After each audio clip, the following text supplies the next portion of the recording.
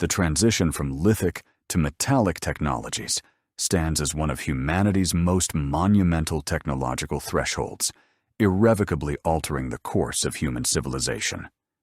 This transformative era initiated around 3300 BC within the highland zones of Anatolia and the Caucasus, where plentiful copper ore deposits and the emergent capability to achieve sufficiently high temperatures in furnaces first coalesced, establishing the foundational conditions for systematic metallurgy. The most ancient indications of copper smelting are present in the archaeological records at locations such as Bela Vode in Serbia, where artifices dating to roughly 5000 BC confirm that human societies had already commenced the extraction of metal from mineral ore via controlled thermal processes. Nevertheless, pure copper, despite its malleability and utility for ornamental objects and elementary tools, was subject to considerable constraints. The metal was comparatively soft, susceptible to deformation under pressure, and necessitated regular resharpening when deployed for cutting implements. Such limitations ensured the continued primacy of stone implements for practical applications throughout the Chalcolithic era. The pivotal advancement emerged from what seems to have been a fortuitous finding within the smelting workshops of Anatolia and the Caucasus. Copper ores native to these territories naturally contained incidental quantities of tin, arsenic, and other metallic elements. When subjected to smelting together, these incidental components generated alloys that were markedly more rigid and resilient than pure copper. The most consequential of these revelations was bronze, formed when tin constituted approximately 10 to 12% of the copper-tin amalgam. This alloy exhibited extraordinary characteristics. It was harder than copper, maintained a keener edge for prolonged periods, and could be cast into intricate shapes unattainable with stone. Archaeological investigations at Arslan Tepe in eastern Anatolia have uncovered advanced metallurgical workshops from 3350 BC, equipped with furnaces capable of surpassing temperatures of 1000 degree BC. These facilities incorporated bellows, apparatuses, crucibles, and specialized instruments for managing molten metal.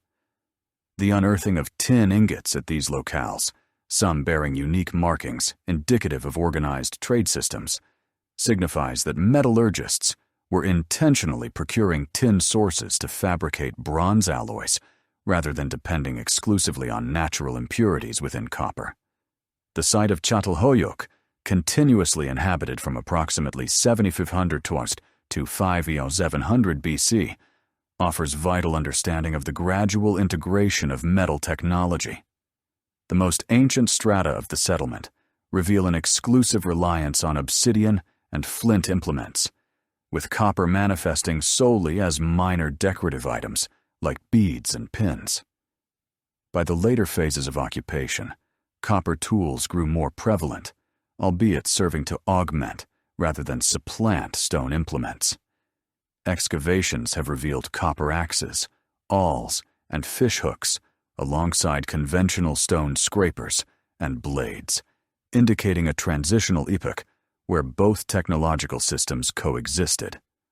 The workshops at Çatalhöyük demonstrate the rise of specialized artisans who dedicated their efforts entirely to metalcraft.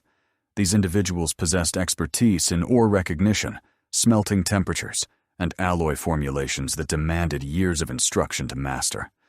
In contrast to stone tool production, which could be acquired relatively swiftly and practiced by most community members, metallurgy necessitated committed specialists with access to specific raw materials and apparatus. The Varna necropolis in Bulgaria, dating to approximately 4600–4200 BC, provides arguably the most striking evidence of the societal transformations concurrent with the adoption of metal technology. The burial ground encompasses over 300 graves, yet the allocation of grave goods reveals pronounced disparities largely absent from earlier Neolithic interments.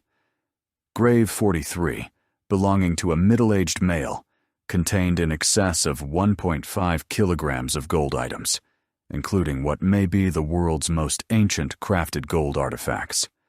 The burial also included copper axes, chisels, and a stone hammer axe, intimating that this individual held elevated status, partially through command of metallurgical knowledge or resources.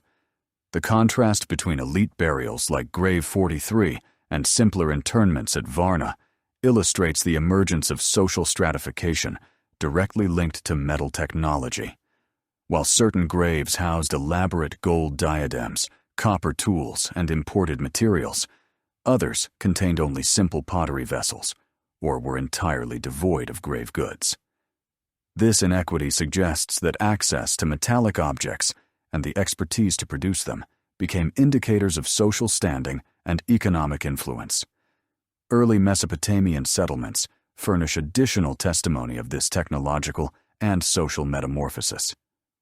At Tel Es-Sawan in Iraq, dating to approximately 6000 BC, archaeologists have uncovered evidence of copper smelting alongside the advancement of irrigation agriculture. The site's layout displays distinct residential zones, with larger, more elaborate structures containing copper tools and ornaments, while smaller dwellings yielded primarily stone and ceramic artifacts. This spatial division mirrors the emergence of social hierarchies based partly on differential access to metal technology.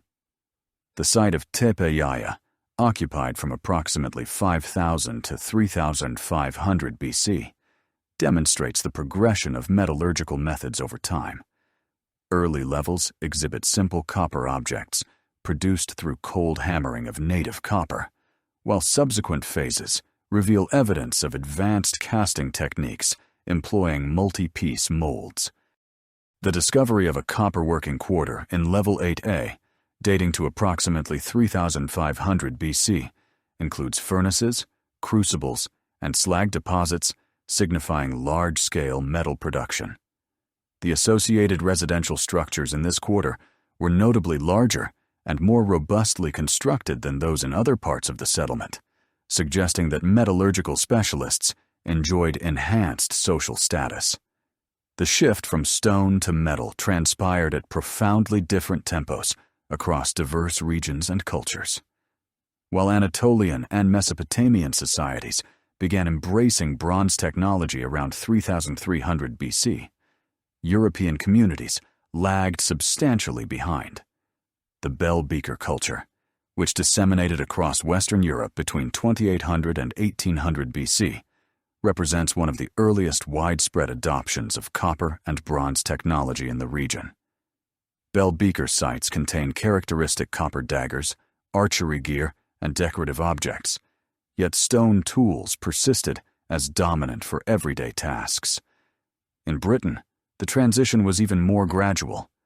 The Amesbury archer, discovered near Stonehenge and dating to approximately 2300 BC, was interred with copper knives and gold ornaments, likely originating in continental Europe. However, contemporary British sites reveal continued dependence on flint tools for most pragmatic purposes, with metal objects serving primarily ceremonial or status display functions. The comprehensive adoption of bronze technology in Britain did not materialize until around 2000 BC, nearly 1300 years subsequent to its inception in Anatolia. The technological prerequisites for bronze production engendered the world's inaugural genuinely international trade networks. Tin, indispensable for bronze production, was found in relatively few global locations. Principal sources encompassed the Erzgebirge Mountains between modern Germany and the Czech Republic, Cornwall in southwestern Britain, and regions of Central Asia. This scarcity meant that bronze-producing societies required extensive trade connections to sustain their technological edge. Evidence for these early trade networks materializes in the form of standardized ingot shapes discovered across vast distances. Oxhide ingots, so named for their distinctive shape, resembling a stretched animal hide, have been located from Cyprus to Sardinia, implying systematic exchange mechanisms. These ingots, typically weighing between 20 and 30 kiwa, bore markings designating their origin and purity, demonstrating advanced quality control practices. The societal ramifications of these trade networks were profound. Communities that controlled tin sources or strategic trade routes amassed wealth and power far beyond what their local resources would suggest. The site of Uluburun, a Bronze Age shipwreck off the Turkish coast, dating to approximately 1300 BC, contained cargo from at least 7 distinct cultures, including tin ingots from Central Asia, copper from Cyprus, amber from the Baltic, and ivory from Africa. This diversity exemplifies how bronze production forged interdependent economic relationships spanning continents. The emergence of specialized craftsmen fundamentally reconfigured social organization within Bronze Age communities. Unlike Neolithic societies, where most individuals possessed comparable skill sets and contributed equitably to community subsistence, bronze-producing societies required individuals with highly specialized knowledge. Master metalworkers commanded respect and resources, as their skills were essential for producing the tools and weaponry that increasingly defined military and economic success. Archaeological evidence suggests these craftsmen frequently enjoyed elevated social status, comparable to religious leaders or warriors. At the site of Knossos on Crete, linear B tablets dating to approximately 1450 BC record the names and occupations of palace personnel, including bronzesmiths who received rations equivalent to those of high-ranking officials. The tablets also document the allocation of bronze to specific craftsmen, indicating centralized control over metal resources and production. The technological revolution of bronze production likewise transformed warfare and conflict resolution. Bronze weapons were superior to stone alternatives in every measurable aspect: sharper, more durable, and producible in standardized forms that permitted coordinated military tactics. The earliest bronze spearheads and daggers appear in archaeological contexts around 3000 BC in Mesopotamia and Anatolia, coinciding with evidence for heightened fortification and defensive architecture at contemporary settlements. This military advantage created powerful incentives for societies to adopt bronze technology rapidly upon encountering it. Communities that failed to cultivate metallurgical capabilities found themselves at severe disadvantages in conflicts with bronze-equipped neighbors. The outcome was a technological arms race that hastened the dissemination of metallurgy across Eurasia and Africa, as societies either developed their own bronze production capabilities or established trade relationships with bronze-producing regions. The environmental impact of early bronze production was considerable and frequently underestimated in archaeological discourse. Smelting copper and tin demanded enormous quantities of fuel, typically charcoal produced from hardwood forests. A single bronze axe required approximately 200 kiloton of wood to generate the necessary charcoal for smelting, excluding the fuel needed for initial ore processing and final tool finishing. This demand imposed significant strain on local forest resources and likely contributed to deforestation around major metallurgical centers. Evidence for this environmental impact appears in pollen records from regions with intensive bronze production. Cores from lakes adjacent to ancient smelting sites show dramatic declines in tree pollen and corresponding increases in grass and shrub species, indicating large-scale forest clearance. These changes often coincided with increased soil erosion and siltation in adjacent waterways, suggesting that early metallurgy had far-reaching ecological consequences, extending well beyond the immediate production sites. The mastery of bronze production between 3000 and 2500 BC signified a technological revolution that fundamentally reshaped human society. Building upon the foundational metallurgical knowledge cultivated in Anatolia and the Caucasus, artisans across the ancient world commenced perfecting sophisticated techniques that expanded the boundaries of possibility with metal technology. The evolution of lost wax casting, known as Sire Perdue, represented perhaps the most significant advancement in bronze working during this period. This technique, first documented at sites in Mesopotamia around 2800 BC, enabled craftsmen to create complex, three-dimensional objects with intricate details, unachievable through simple hammering or basic mold casting. The process began with the fabrication of a detailed wax model of the desired object, which was subsequently enveloped in multiple layers of clay to constitute a mold. When heated, the wax melted and drained away through specially created channels, leaving a hollow cavity that perfectly corresponded to the original wax form. Molten bronze poured into this cavity produced objects with remarkable precision and detail.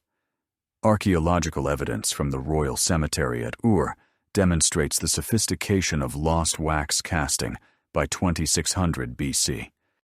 The tomb of Queen Puabi contained bronze vessels with elaborate decorative elements, including delicate figurines and complex geometric patterns that could only have been manufactured through this advanced method. X-ray analysis of these artifacts reveals internal structures consistent with lost wax casting, including characteristic porosity patterns and metal flow indicators that distinguish this technique from simpler casting methods. The refinement of bronze alloying ratios during this period demanded extensive experimentation and accumulated knowledge transmitted through generations of specialized craftsmen. Mesopotamian metallurgists discovered that different applications required specific tin-to-copper ratios for optimal performance. Weapons and cutting tools performed best with a tin content between 10% and 12%, providing maximum hardness while preserving workability. Decorative objects and vessels, which required malleability for detailed work, utilized lower tin concentrations of 6% to 8%. Bells and musical instruments demanded higher tin content, sometimes reaching 20%, to achieve the resonant qualities desired for acoustic applications.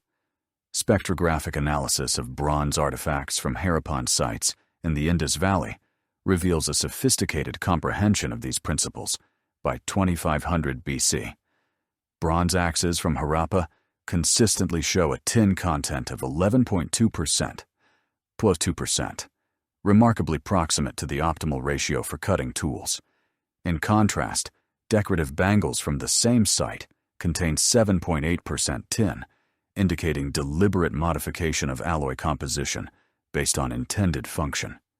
This precision suggests standardized production methods and quality control measures that required extensive technical knowledge and organizational systems. The advancement of specialized furnaces and workshops transformed bronze production from a small-scale craft activity to industrial-level manufacturing.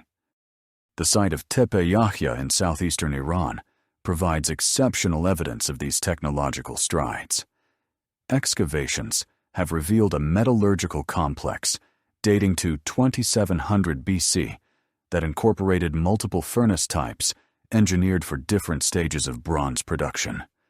Primary smelting furnaces, constructed with thick ceramic walls and sophisticated air circulation systems, reached temperatures exceeding 1200 kW through the use of leather bellows operated by teams of workers. Secondary refining furnaces at Tepe Yahya featured innovative designs that permitted precise temperature control during the critical alloying process. These smaller installations included adjustable air vents and removable ceramic linings that could be replaced when compromised by repeated heating cycles. The discovery of standardized crucibles with capacity markings indicates systematic approaches to batch production, with specific quantities of copper and tin measured and combined according to established formulas. Workshop organization at major bronze production centers reveals the emergence of complex manufacturing hierarchies. The metallurgical quarter at Kadesh in Anatolia dating to 2500 BC, contained distinct areas for different production stages. Raw material storage areas housed carefully sorted copper and tin ingots, while preparation workshops contained grinding stones and scales for measuring alloy components. Casting areas featured multiple furnace types and extensive collections of molds for producing standardized tool and weapon forms. The revolution in warfare technology during this period fundamentally reconfigured military tactics and social organization across the ancient world. Bronze weapons offered unprecedented advantages over stone alternatives, uniting superior cutting capability with a durability that allowed sustained combat operations. The earliest bronze spearheads from this period, discovered at sites like Tel el-Rakani in Syria, featured advanced designs with reinforced sockets that prevented breakage during thrusting attacks. These weapons measured between 20 and 35 centimeters in length, with meticulously calculated weight distribution that balanced penetrating power with maneuverability.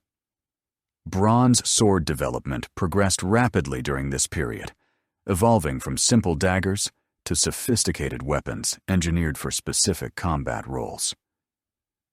The site of Alaka Hoyuk in Anatolia has yielded bronze swords dating to 2600 BC that demonstrate remarkable metallurgical skill. These weapons featured complex hilts cast in single pieces with the blade, eliminating weak points that afflicted earlier composite designs. Microscopic analysis reveals deliberate work hardening of cutting edges through controlled hammering, creating weapons that maintained sharp edges through extended use. The emergence of bronze armor marked another revolutionary development in military technology. Early bronze helmets from sites in Mesopotamia and Anatolia show a sophisticated understanding of protective design principles.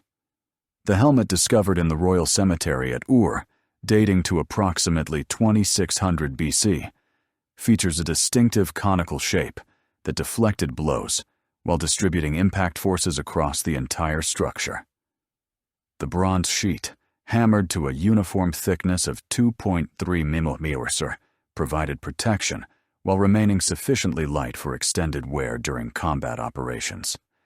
Scale armor systems developed during this period represented complex manufacturing challenges that required coordinated production efforts. Archaeological evidence from Ebla in Syria reveals workshops producing hundreds of small bronze scales, each measuring approximately 3.2 meters, that were sewn onto leather backing to create flexible protective garments. The uniformity of these scales, with consistent thickness and standardized attachment holes, indicates mass production techniques that supported equipped military forces numbering in the hundreds. The social implications of advanced bronze weaponry extended far beyond military applications. Professional warrior classes emerged in societies that could sustain specialized military personnel equipped with expensive bronze weapons and armor. Burial evidence from this period shows clear distinctions between warrior elites and general population members. The warrior burial at Arslan Tepe, dating to 2900 BC, contained a complete bronze weapon, set including a spear, sword, dagger, and mace, representing a monetary value equivalent to several years of agricultural production for an average farmer. Military hierarchies developed to organize and command these professional warriors, creating new forms of social stratification based on military rank and combat effectiveness. Mesopotamian texts from slightly later periods describe military units organized around bronze weapon types, with spearmen, archers, and sword fighters operating under specialized commanders. These organizational structures required administrative systems to track personnel, equipment, and supply requirements, contributing to the development of complex bureaucratic institutions. Agricultural innovations during this period leveraged bronze technology to achieve unprecedented increases in crop yields and farming efficiency. bronze plows represented perhaps the most significant advancement, enabling farmers to break ground previously impossible to cultivate with wooden or stone implements. The bronze plowshare discovered at Susa, dating to 2700 BC, measures 28 centimeters in length, with a carefully shaped cutting edge that could penetrate compacted soil while turning furrows for optimal seed placement. The design of bronze agricultural tools reflected a sophisticated understanding of mechanical principles and ergonomic considerations. Bronze sickles from this period featured curved blades with serrated edges that cleanly cut grain stalks without crushing the stems. The sickle from Tepehisar shows a blade angle of 35 degrees from the handle, calculated to maximize cutting efficiency while minimizing user fatigue during extended harvesting operations. Handle attachments used bronze rivets and reinforcing plates that distributed stress loads, preventing tool failure during intensive use. Bronze hoes and mattocks allowed farmers to work heavier soils and clear new agricultural areas previously unsuitable for cultivation. The mattock head from Shaddad in Iran demonstrates advanced metallurgical techniques with a socket design that secured the wooden handle through mechanical compression rather than simple binding. This connection method prevented loosening during use and allowed rapid handle replacement when necessary. The agricultural productivity gains from bronze tools supported larger population concentrations and enabled surplus production that funded other economic activities. Settlement size increases during this period correlate directly with the adoption of bronze agricultural technology. Tel Leilon in Syria expanded from approximately 15 hectares around 3000 BC to over 90 hectares by 2500 BC, coinciding with archaeological evidence for widespread bronze tool use in surrounding agricultural areas. Artistic and ceremonial applications of bronze during this period demonstrate the material's significance beyond purely functional uses. Bronze vessels from elite contexts show remarkable technical and aesthetic sophistication. The ceremonial cauldron from the royal cemetery at Ur features elaborate decorative elements, including cast animal figures and complex geometric patterns created through lost wax casting techniques. The vessel's capacity of 47 liters and weight of 23 kilograms rendered it suitable only for special occasions, indicating its role in religious or state ceremonies. Religious artifacts from this period reveal bronze's symbolic associations with divine power and eternal durability. The bronze cult statue fragments from Tel Asmar show a sophisticated understanding of human anatomy and proportional relationships. These figures, ranging from 30 to 150 centimeters in height, feature inlaid eyes of shell and lapis lazuli that create remarkably lifelike appearances. The casting techniques required to produce these statues involved complex, multi-piece molds and careful temperature control to prevent defects in the finished products. Jewelry and personal ornaments demonstrated bronze's versatility in creating intricate decorative objects. The bronze torque from Alaka Hoyuk shows sophisticated wire drawing techniques that produced uniform metal strands twisted into complex patterns. Analysis reveals that the wire diameter varies by less than 0.2 along its entire 85 km length, indicating precise control over the drawing process and sophisticated quality standards. Architectural applications of bronze during this period included both structural and decorative elements that enhanced building functionality and aesthetic appeal. Bronze door fittings from palace contexts show advanced mechanical understanding with pivot systems and locking mechanisms that operated smoothly despite the material's weight. The bronze door bands from Kafaja feature decorative relief work depicting mythological scenes, combining functional hardware with artistic expression in single integrated designs. Monumental bronze sculptures from this period pushed the boundaries of casting technology and artistic expression. The life-size bronze figures from Mesopotamian temple contexts required sophisticated foundry operations involving multiple workers and carefully coordinated timing. The casting of large bronze objects demanded precise calculation of metal quantities, mold preparation, and cooling rates to prevent cracking or other defects that would ruin months of preparatory work. The technical achievements of bronze workers during this period established foundations for metallurgical traditions that would persist for millennia. The innovations in casting techniques, alloy composition, and workshop organization created production systems capable of supporting complex civilizations and their military, agricultural, and artistic requirements.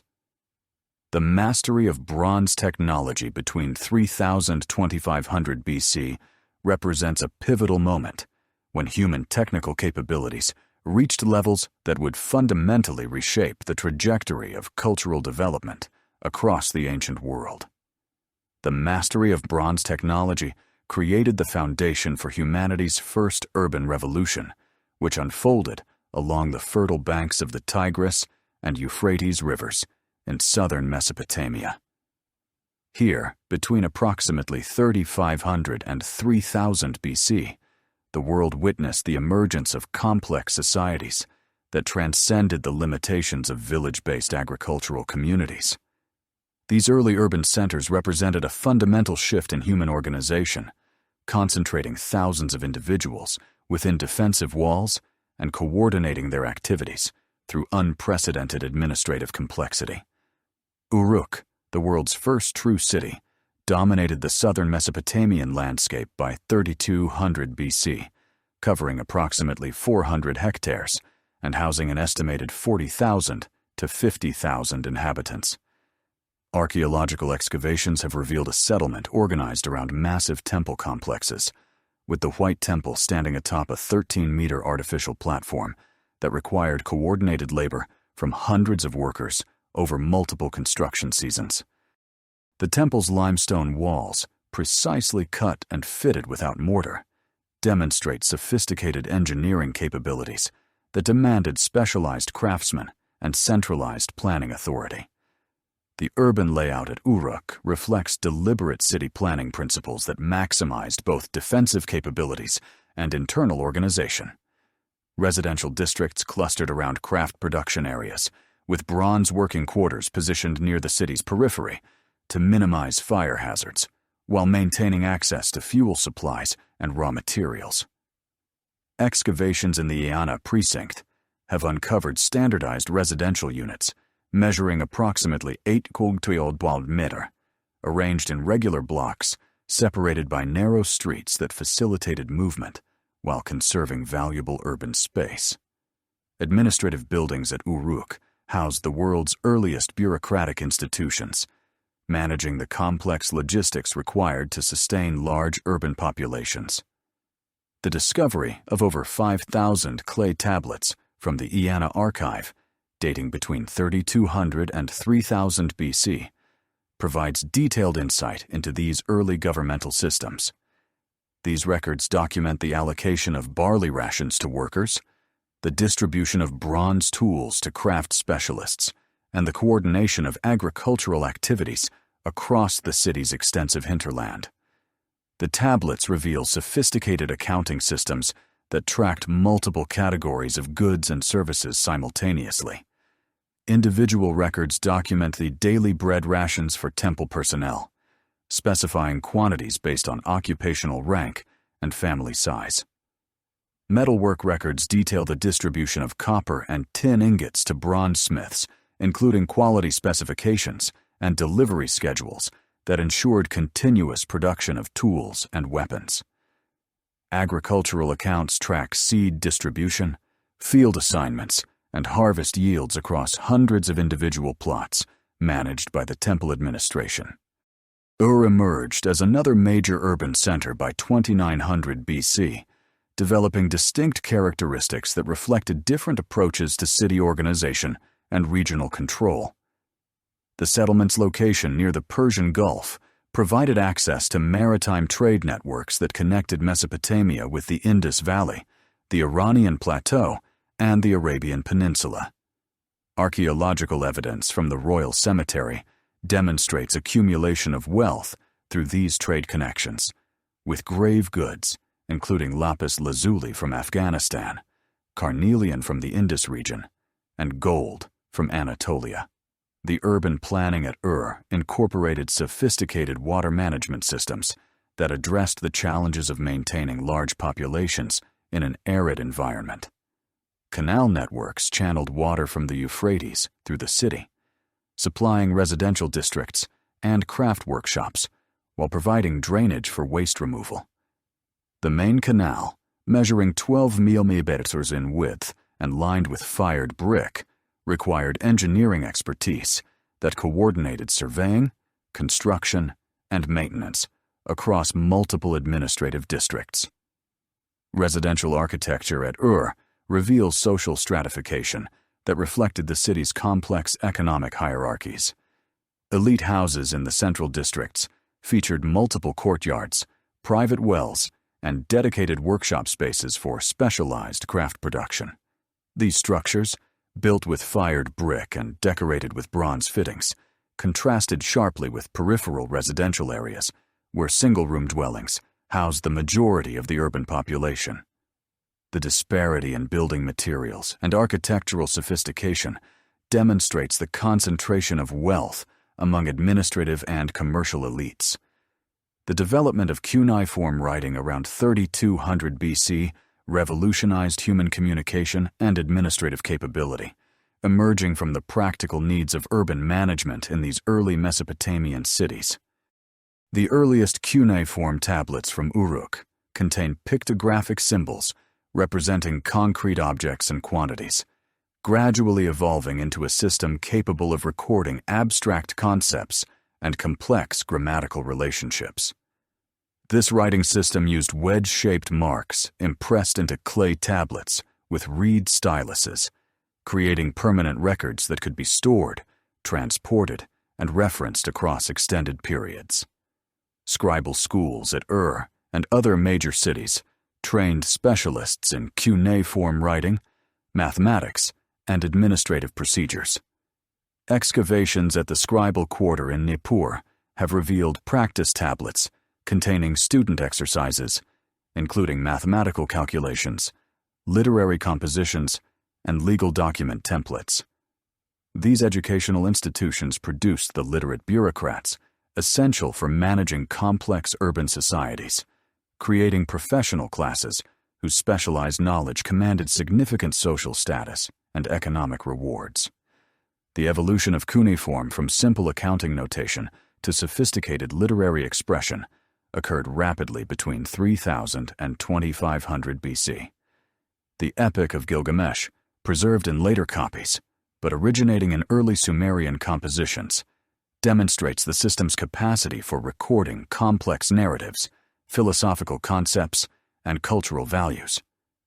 Legal documents from this period show cuneiform's application to recording contracts, property transfers, and judicial decisions that required precise language and standardized terminology. Mathematical innovations accompanying cuneiform development established computational systems that supported urban administration and architectural construction. Mesopotamian mathematicians developed sexagesimal notation using base 60 calculations that facilitated complex engineering projects and astronomical observations. Clay tablets from Kish contain multiplication tables, geometric formulas, and architectural calculations that demonstrate sophisticated mathematical understanding applied to practical construction problems. The emergence of formal legal codes represented another fundamental innovation of early Mesopotamian civilization, establishing standardized procedures for resolving disputes and maintaining social order within complex urban environments. The Code of Ur-Nammu, dating to approximately 2100 BC, represents the world's earliest known comprehensive legal document, prescribing specific punishments for various crimes and establishing procedures for civil litigation. This legal framework addressed issues ranging from property theft and adultery to commercial fraud and personal injury, creating predictable consequences that facilitated social stability. Hammurabi's Code, promulgated around 1750 BC, expanded these legal principles into a comprehensive system governing all aspects of Babylonian society. The Code's 282 laws covered commercial transactions, family relationships, property rights, and criminal penalties, establishing precedents that influenced legal development throughout the ancient Near East. The famous principle of proportional justice, an eye for an eye, reflected attempts to limit revenge cycles while ensuring appropriate punishment for criminal behavior. Legal procedures described in these codes required sophisticated administrative systems to implement effectively. Court records from Mauri and Kish document judicial processes involving multiple witnesses, documentary evidence, and appeals procedures that ensured fair treatment for litigants. Professional judges trained in legal precedents and administrative procedures presided over these courts, creating specialized institutions that separated judicial functions from religious or military authority. The Akkadian Empire, established by Sargon around 2334 BC, represented the world's first multi-ethnic imperial state, unifying diverse Mesopotamian city-states under centralized political control. Sargon's military innovations included professional armies equipped with standardized bronze weapons, coordinated infantry formations, and siege techniques that overcame traditional city fortifications. His forces used composite bows with bronze-tipped arrows, bronze-headed spears arranged in phalanx formations, and bronze axes designed for both combat and siege operations. Administrative reforms under Akkadian rule created imperial bureaucracies that managed territories extending from the Persian Gulf to the Mediterranean coast. Provincial governors appointed from Sargon's inner circle supervised local administrators while reporting to central authorities in Akkad. This system required extensive communication networks, standardized administrative procedures, and cultural policies that balanced imperial control with local autonomy. Akkadian cultural achievements included artistic innovations that synthesized Sumerian traditions with influences from conquered territories. The Victory Stele of Naram-Sin demonstrates sophisticated relief sculpture techniques, depicting the king's military triumph with realistic proportions and dynamic compositions that influenced artistic development throughout the region. Bronze sculptures from this period show similar technical advancement, combining traditional Mesopotamian themes with naturalistic representation that reflected expanded cultural horizons. Trade networks under Akkadian administration extended throughout the known world, facilitating cultural exchange and technological diffusion on unprecedented scales. Akkadian merchants established trading posts from Anatolia to the Indus Valley, creating commercial relationships that persisted long after the empire's political collapse. These networks distributed Mesopotamian bronze work techniques, cuneiform writing systems, and administrative practices across vast geographical areas. Babylonian achievements in mathematics and astronomy during the Old Babylonian period established scientific foundations that influenced intellectual development for millennia. Babylonian astronomers compiled detailed observational records of planetary movements, lunar cycles, and stellar positions that enabled accurate calendar calculations and agricultural planning. These observations, recorded on cuneiform tablets, demonstrate systematic data collection and mathematical analysis that approached modern scientific methodology. Mathematical innovations included advanced geometric techniques applied to architectural construction and land surveying. Babylonian mathematicians developed formulas for calculating areas of irregular fields, volumes of construction materials, and proportional relationships in architectural design. The famous Babylonian method for calculating square roots achieved remarkable accuracy through iterative approximation techniques that demonstrate sophisticated understanding of numerical relationships. Astronomical calculations enabled Babylonian scholars to predict eclipses, planetary conjunctions, and other celestial events with impressive precision. These capabilities had practical applications in agriculture, religious ceremonies, and political decision-making, establishing astronomy as an essential component of governmental administration. Babylonian astronomical knowledge spread throughout the ancient world through trade contacts and diplomatic relationships, influencing Greek, Persian, and Indian scientific traditions. Architectural achievements during the Babylonian period included massive construction projects that demonstrated advanced engineering capabilities and organizational efficiency. The ziggurat at Babylon, reconstructed during Nebuchadnezzar's reign but built upon earlier foundations, rose approximately 91 millimeters above the surrounding plain, requiring precise mathematical calculations to ensure structural stability. The monument's 7 ascending levels, connected by external staircases and internal ramps, accommodated religious ceremonies while serving as visible symbols of royal authority. The Assyrian Empire revolutionized military technology and organization, creating professional armies that dominated Near Eastern warfare for over 7 centuries. Assyrian military innovations included iron weapons that surpassed bronze alternatives in hardness and durability, siege engines capable of breaching massive fortifications, and cavalry units that provided unprecedented battlefield mobility. These technological advantages, combined with systematic military organization and brutal psychological warfare, enabled Assyrian expansion from Mesopotamia to Egypt and Anatolia. Assyrian siege warfare employed sophisticated engineering techniques that overcame traditional defensive strategies. Siege engines included battering rams mounted on wheeled platforms, scaling towers that enabled assault troops to attack wall tops, and catapults that launched projectiles over fortifications.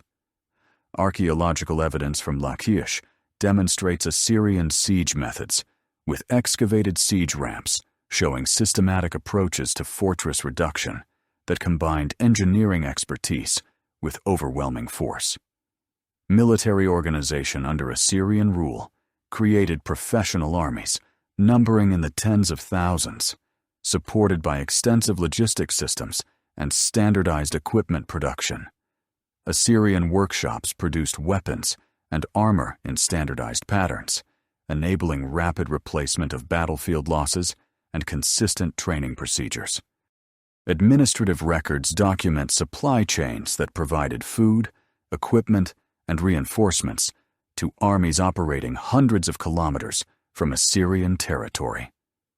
Psychological warfare tactics included deliberate brutality designed to discourage resistance and facilitate rapid conquest. Assyrian reliefs from Nineveh depict impaled prisoners, flayed captives, and destroyed cities that served as warnings to potential enemies. These images, combined with written accounts of Assyrian cruelty, created reputations that often enabled conquest through intimidation rather than actual combat.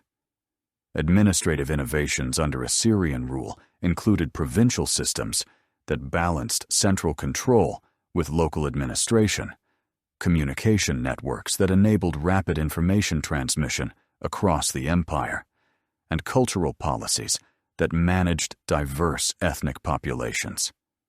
Assyrian governors supervised local officials while implementing imperial policies, creating administrative hierarchies that maintained order across vast territories with diverse populations and conflicting interests. Trade networks during the Assyrian period extended from Central Asia to the Atlantic coast, creating commercial relationships that facilitated cultural exchange and technological diffusion throughout the known world. Assyrian merchants operated under imperial protection, establishing trading posts and commercial relationships that persisted beyond the empire's political boundaries. These networks distributed Mesopotamian technologies, artistic styles, and administrative practices across 3 continents, creating cultural connections that influenced civilizational development for centuries. The Nile River's annual flood cycle created conditions fundamentally different from the unpredictable rainfall patterns that shaped Mesopotamian civilization, establishing Egypt as a unified territorial state rather than a collection of competing city-states. Around 3100 BC, the legendary pharaoh Narmer accomplished the political unification of Upper and Lower Egypt, creating the world's first nation-state through military conquest and diplomatic alliance. Archaeological evidence from Hierakonpolis demonstrates the sophisticated bronze weaponry that enabled this unification, including ceremonial mace heads weighing over 2 kilowatt and bronze-tipped spears designed for both combat and ceremonial display. The Narmer palette, discovered at Hierakonpolis and dating to approximately 3100 BC, depicts the pharaoh wearing the white crown of Upper Egypt on one side and the red crown of Lower Egypt on the reverse, symbolically representing the merger of these previously independent regions. The palette's intricate carvings show bound prisoners, decapitated enemies, and tribute bearers, illustrating the military conquest that preceded political integration. Bronze implements appear throughout these scenes, including ceremonial weapons that demonstrate the metal's association with royal authority and divine kingship. Divine kingship concepts emerged during the early dynastic period as pharaohs established themselves as living gods responsible for maintaining cosmic order through their earthly rule. The pharaoh served as the sole intermediary between the human and divine realms, performing daily rituals that ensured the Nile's annual flood, the sun's daily journey across the sky, and the preservation of Egypt's prosperity against the forces of chaos.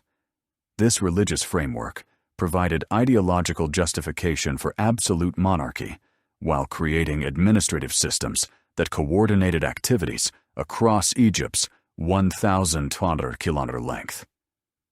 Royal burial practices during the early dynastic period reflected these divine kingship concepts through massive tomb constructions that required coordinated labor from thousands of workers.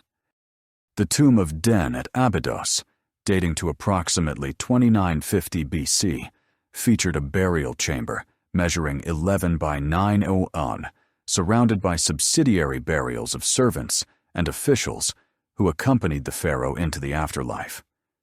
Bronze grave goods included ceremonial daggers, ritual vessels, and personal ornaments that demonstrated the metal's significance in royal mortuary practices. Administrative developments during this period established bureaucratic institutions that managed Egypt's agricultural resources, craft production, and trade relationships with neighboring regions. Hieroglyphic inscriptions from royal tombs document titles and responsibilities of court officials, including overseer of bronze workers, controller of the treasury, and master of royal construction projects. These positions required literacy, mathematical skills, and specialized knowledge that created professional administrative classes distinct from the general population. The transition to the Old Kingdom around 2686 BC marked Egypt's emergence as a major Bronze Age power, characterized by unprecedented architectural achievements and sophisticated state organization. The pharaoh Djoser's step pyramid at Saqqara, designed by the architect Imhotep around 2670 BC, established architectural principles that would define Egyptian monumental construction for the next millennium. The pyramid's 6-step structure rose 6,200 miles above the surrounding desert, requiring precise mathematical calculations and engineering expertise that coordinated the efforts of specialized work gangs over multiple construction seasons. Construction techniques for the step pyramid employed bronze tools that enabled precision stone cutting impossible with earlier copper implements. Archaeological excavations at Saqqara have uncovered bronze chisels, saws, and measuring instruments used by stonemasons to achieve the uniform block sizes and precise joint fitting that characterized Old Kingdom architecture. The pyramid's internal chambers feature granite blocks weighing up to 15 tons, positioned with tolerances measured in millimeters through the use of bronze levers, ramps, and measuring devices. The Great Pyramid of Khufu at Giza, completed around 2560 BC, represents the pinnacle of Old Kingdom engineering achievement and organizational capability. The monument's base covers 13.1 acres, with sides measuring 230 meters in length, aligned to cardinal directions, with accuracy exceeding 99.9%. Construction required approximately 2.3 million stone blocks averaging 2.5 tons each, quarried, transported, and positioned through systematic work organization that employed an estimated 20,000 workers during peak construction periods. Bronze tools discovered in workers' villages near the Giza pyramids demonstrate the technological foundation for these massive construction projects. Copper and bronze implements included specialized stone-cutting chisels with hardened edges, bronze-tipped wooden levers for moving heavy blocks, and precision measuring tools that ensured architectural accuracy. The worker cemetery contains graves of individuals with skeletal evidence of heavy labor, buried with bronze tools that indicate their specialized roles in pyramid construction. Khafra's pyramid complex, completed around 2532 BC, incorporated architectural innovations that reflected advancing engineering capabilities and expanded religious concepts. The complex included a valley temple connected to the pyramid by a covered causeway, demonstrating sophisticated understanding of ceremonial architecture and processional requirements. The Great Sphinx, carved from a single limestone outcrop, measures 73 meters in length and 20 meters in height, requiring coordinated efforts from teams of sculptors working with bronze tools over multiple years. State organization during the Old Kingdom created administrative systems that managed Egypt's resources with remarkable efficiency, enabling the concentration of wealth and labor necessary for monumental construction projects. Provincial governors appointed by the pharaoh supervised local officials while coordinating tribute collection, labor recruitment, and resource allocation according to central directives. Administrative papyri from this period document systematic record-keeping that tracked agricultural production, craft output, and population statistics across Egypt's numerous administrative districts.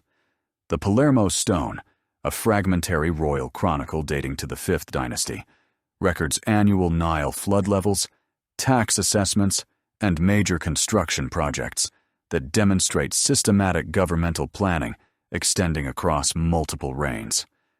These records show coordinated economic policies that balanced agricultural production with monumental construction, maintaining social stability while achieving architectural goals that required decades of sustained effort. The stone documents bronze production statistics, including quantities of metal allocated to specific projects and workshops throughout Egypt.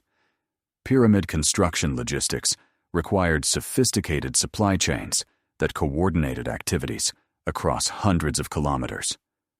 Limestone quarries at Tura, located 15 kilometers south of Giza, supplied fine-quality stone for pyramid casing through Nile transport systems that moved blocks weighing up to 15 tons. Granite quarries at Aswan, 800 kilometers south of Giza, provided specialized stone for internal chambers through river transport operations that required seasonal coordination with Nile flood cycles.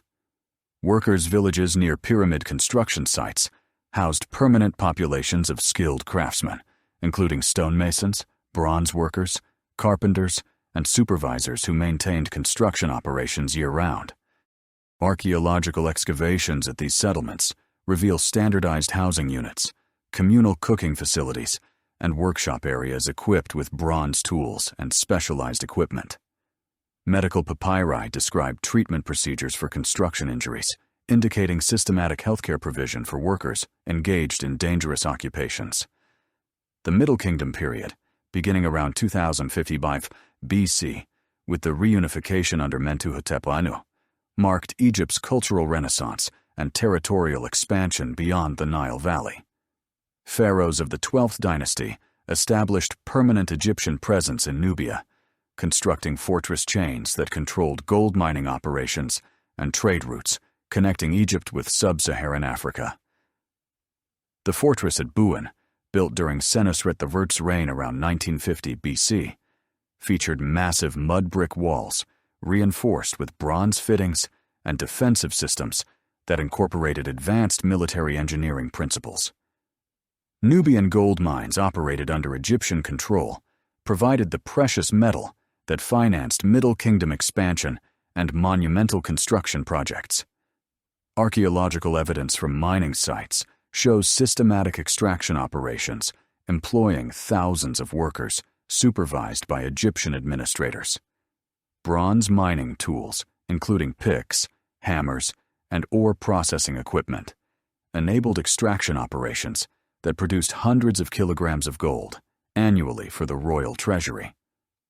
Cultural achievements during the Middle Kingdom included literary masterpieces that established Egyptian literature as a sophisticated artistic medium. The Tale of Sinu, composed during the 12th dynasty, demonstrates narrative techniques and psychological insight that influenced literary development throughout the ancient Near East. The story describes an Egyptian official's adventures in foreign lands, providing detailed descriptions of Bronze Age warfare, diplomatic practices, and cultural differences between Egypt and its neighbors. Middle Kingdom art and architecture reflected renewed confidence and expanded cultural horizons through realistic portraiture and architectural innovations that departed from Old Kingdom conventions. Statuary from this period shows individualized facial features and emotional expressions that suggest artistic interest in psychological representation rather than purely idealized forms. Bronze work reached new levels of sophistication, producing ceremonial weapons, jewelry, and ritual objects that demonstrate advanced metallurgical techniques.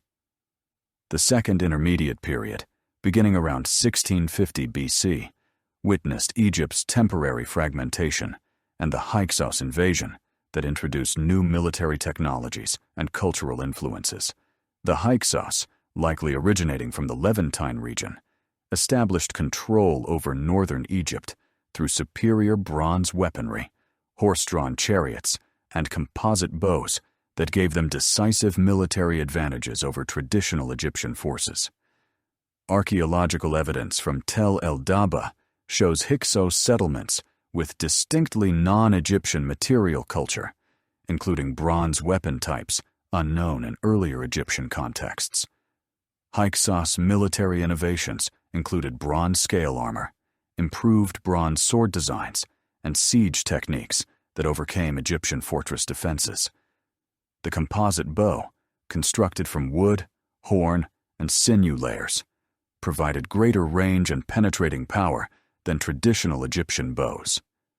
Horse-drawn chariots revolutionized battlefield mobility, enabling rapid deployment of archers and quick withdrawal from combat situations. These technological advantages allowed relatively small Hyksos forces to control territories previously defended by much larger Egyptian armies.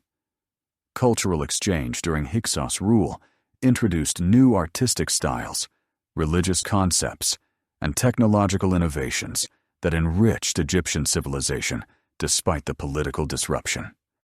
Hyksos scarabs show artistic synthesis, combining Egyptian hieroglyphic writing with Canaanite decorative motifs. Bronzework techniques improved through contact with Levantine metallurgical traditions, producing weapons and tools with enhanced durability and performance characteristics. The expulsion of the Hyksos around 1550 BC by Amos-Ifor initiated the New Kingdom period and Egypt's emergence as the dominant imperial power in the Eastern Mediterranean.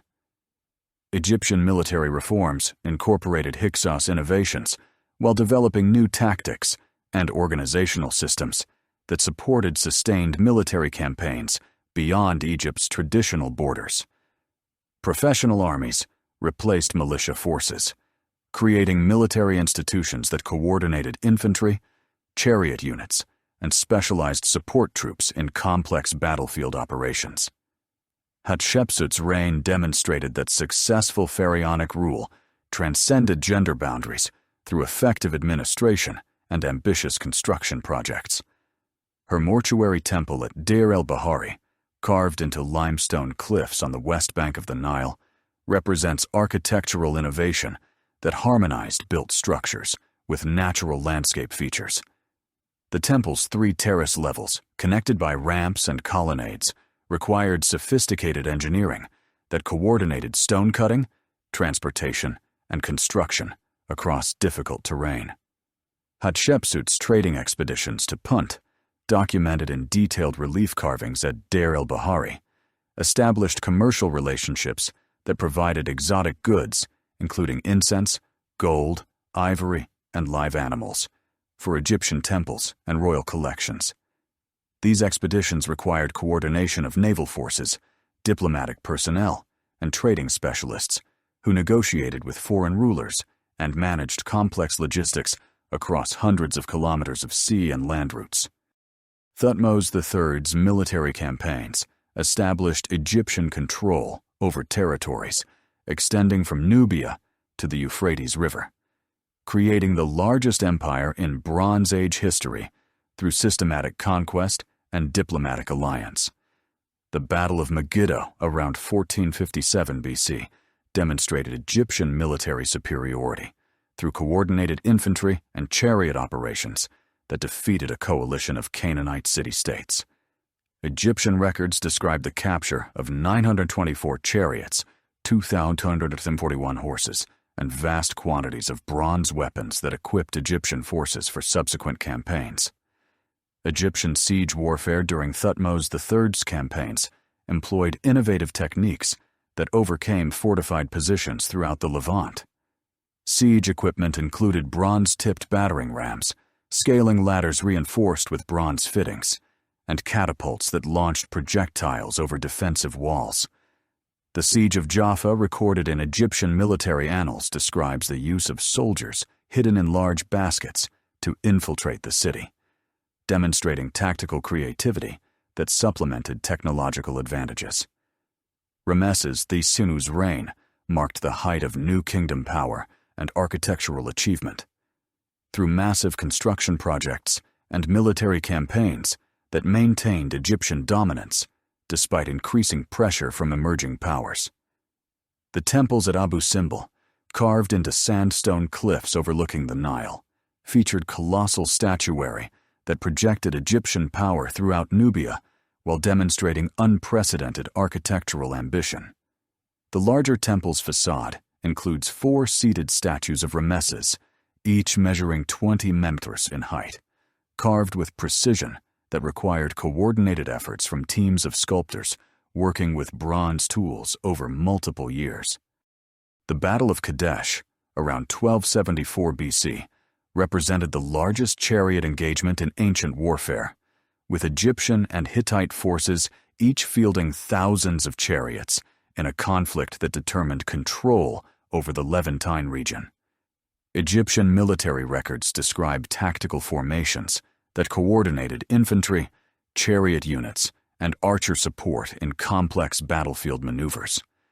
Bronze weapons captured from Hittite forces demonstrate the technological sophistication that characterized late Bronze Age warfare, including improved sword designs and specialized armor systems. The Egyptian-Hittite peace treaty following Kadesh established a new balance of power in the eastern Mediterranean that created opportunities for maritime civilizations to flourish beyond the direct control of the great territorial empires. On the island of Crete, separated from mainland political turmoil by 100 kilometers of open sea, a sophisticated Bronze Age civilization emerged that would revolutionize maritime trade and urban planning throughout the Mediterranean basin. The Minoans, named after the legendary King Minos by later archaeologists, developed a unique palace-centered society that combined advanced naval technology with peaceful commercial expansion, creating the first true thalassocracy in history. Archaeological excavations at Knossos, beginning with Sir Arthur Evans in 1900, revealed a massive palace complex covering 20,000 square meters that served as the administrative, religious, and economic center of Minoan civilization. The palace's construction initiated around 1900 BC and continuously modified until 1450 BC demonstrates sophisticated architectural planning that integrated functional requirements with aesthetic considerations. Multi-story buildings reached heights of 4 levels, supported by distinctive downward tapering columns, painted in bright red, that created open, airy spaces. Unlike the massive stone architecture of contemporary Egyptian and Mesopotamian structures, the palace's internal organization reflects complex administrative systems that managed diverse economic activities across Crete. Storage magazines contained hundreds of large ceramic vessels called pithoi, with capacities ranging from 200 to 1,000 liters each, designed to hold olive oil, wine, grain, and other agricultural products collected as tribute or trade goods. These storage facilities could accommodate supplies for thousands of people over extended periods, indicating systematic resource management that supported not only palace personnel, but also craft specialists, merchants, and military forces. Minoan hydraulic engineering achievements at Knossos included sophisticated water management systems that provided fresh water supply, waste removal, and even indoor plumbing facilities that would not be matched in Europe until the Roman period. Clay pipes with carefully calculated diameters carried water from mountain springs to palace complexes through gravitational flow systems that maintained consistent pressure across multiple levels. Drainage systems included stone-lined channels that removed wastewater and rainwater runoff, preventing structural damage while maintaining sanitary conditions for dense urban populations. The throne room at Knossos features elaborate frescoes depicting dolphins, griffins, and other marine and mythological creatures executed with naturalistic detail that demonstrates advanced artistic techniques. These paintings used mineral pigments that retained brilliant colors for over 3,000 years, applied to lime plaster surfaces through fresco techniques that required rapid, skilled execution before the plaster dried. The artistic style emphasizes movement, natural forms, and vibrant colors that contrast sharply with the more static, formal artistic conventions of contemporary Near Eastern civilizations. Linear A script, used throughout Minoan administrative records, remains undeciphered despite intensive scholarly efforts spanning over a century. Clay tablets from Knossos and other palace sites contain thousands of Linear A inscriptions that clearly served administrative functions, recording transactions, inventories, and personnel assignments. The script's syllabic structure suggests relationships to later Greek Linear B, but the underlying language appears unrelated to any known Indo-European family, indicating that Minoan civilization developed independently of the cultural traditions that dominated mainland Europe and Asia. Minoan maritime technology enabled commercial networks that extended from the Black Sea to the Atlantic coast of Spain, creating the Bronze Age Mediterranean's most extensive trading system.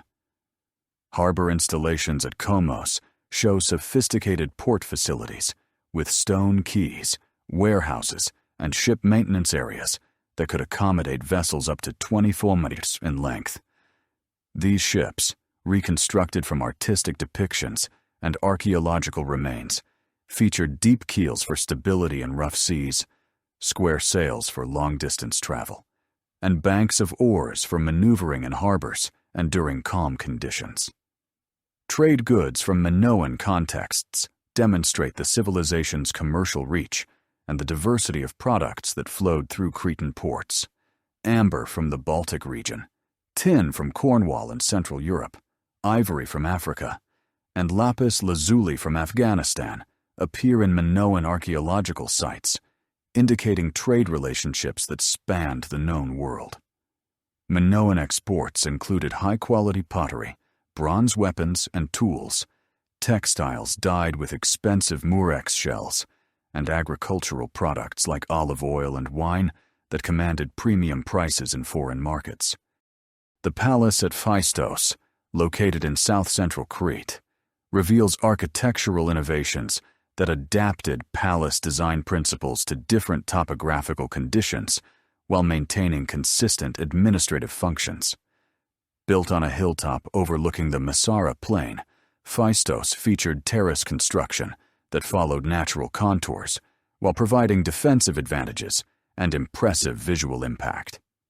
The palace's grand staircase, carved from local limestone and measuring 14 meters in width, created ceremonial approaches that emphasized royal authority while accommodating large gatherings for religious or administrative purposes. Storage facilities at Phaistos included specialized areas for different product types, with separate magazines for liquid storage, grain storage, and craft materials. Bronzework areas within the palace complex contained furnaces, molds, and tool collections that demonstrate local metal production capabilities. The discovery of copper ingots marked with Minoan symbols indicates systematic quality control and standardized production methods that supported both local consumption and export trade. Minoan religious practices reconstructed from artistic depictions and archaeological evidence emphasized nature worship and female deities that contrasted with the male-dominated pantheons of contemporary civilizations. The famous snake goddess figurines from Knossos show elaborately dressed female figures holding serpents, possibly representing earth or fertility goddesses, central to Minoan religious beliefs. Bull-leaping frescoes depict young men and women performing acrobatic feats with live bulls, suggesting religious ceremonies that combined athletic skill with ritual significance. Sacred caves throughout Crete served as religious centers, where Minoans deposited bronze weapons, jewelry, and ceramic vessels as offerings to their deities. The Dictaean Cave, legendary birthplace of Zeus in later Greek mythology, contains Bronze Age deposits spanning over 1,000 years, indicating continuous religious use throughout Minoan civilization. These offerings include miniature bronze double axes, sacred symbols that appear throughout Minoan art and architecture, suggesting religious continuity that transcended political changes. Urban planning at Minoan settlements beyond the major palaces demonstrates sophisticated understanding of community organization and public health principles. The town of Gornia, excavated in the early 20th century, shows carefully planned streets with stone paving, standardized housing units, and centralized craft production areas. Bronze workshops, pottery kilns, and textile production facilities were positioned to minimize fire hazards while maintaining efficient workflows that supported both local consumption and export production. Minoan influence throughout the Eastern Mediterranean appears in artistic styles, architectural techniques, and technological innovations that spread through trade contacts and cultural exchange. Frescoes at Tel el-Daba in Egypt show distinctly Minoan artistic styles, possibly created by Cretan artists working at foreign courts or by local artists trained in Minoan techniques. Bronze weapons and tools found throughout the Eastern Mediterranean show Minoan design characteristics, indicating either direct export of products or local production using Minoan technological knowledge. The mysterious collapse of Minoan civilization around 1450 BC remains one of archaeology's most debated questions, with evidence supporting multiple possible explanations that may have operated simultaneously. The massive volcanic eruption at Thera around 1600 BC created tsunamis and ashfalls that devastated northern Crete, destroying coastal settlements and disrupting agricultural production. Geological evidence shows ash deposits up to 10 centimeters thick at Minoan sites, indicating environmental damage that would have required years or decades for recovery.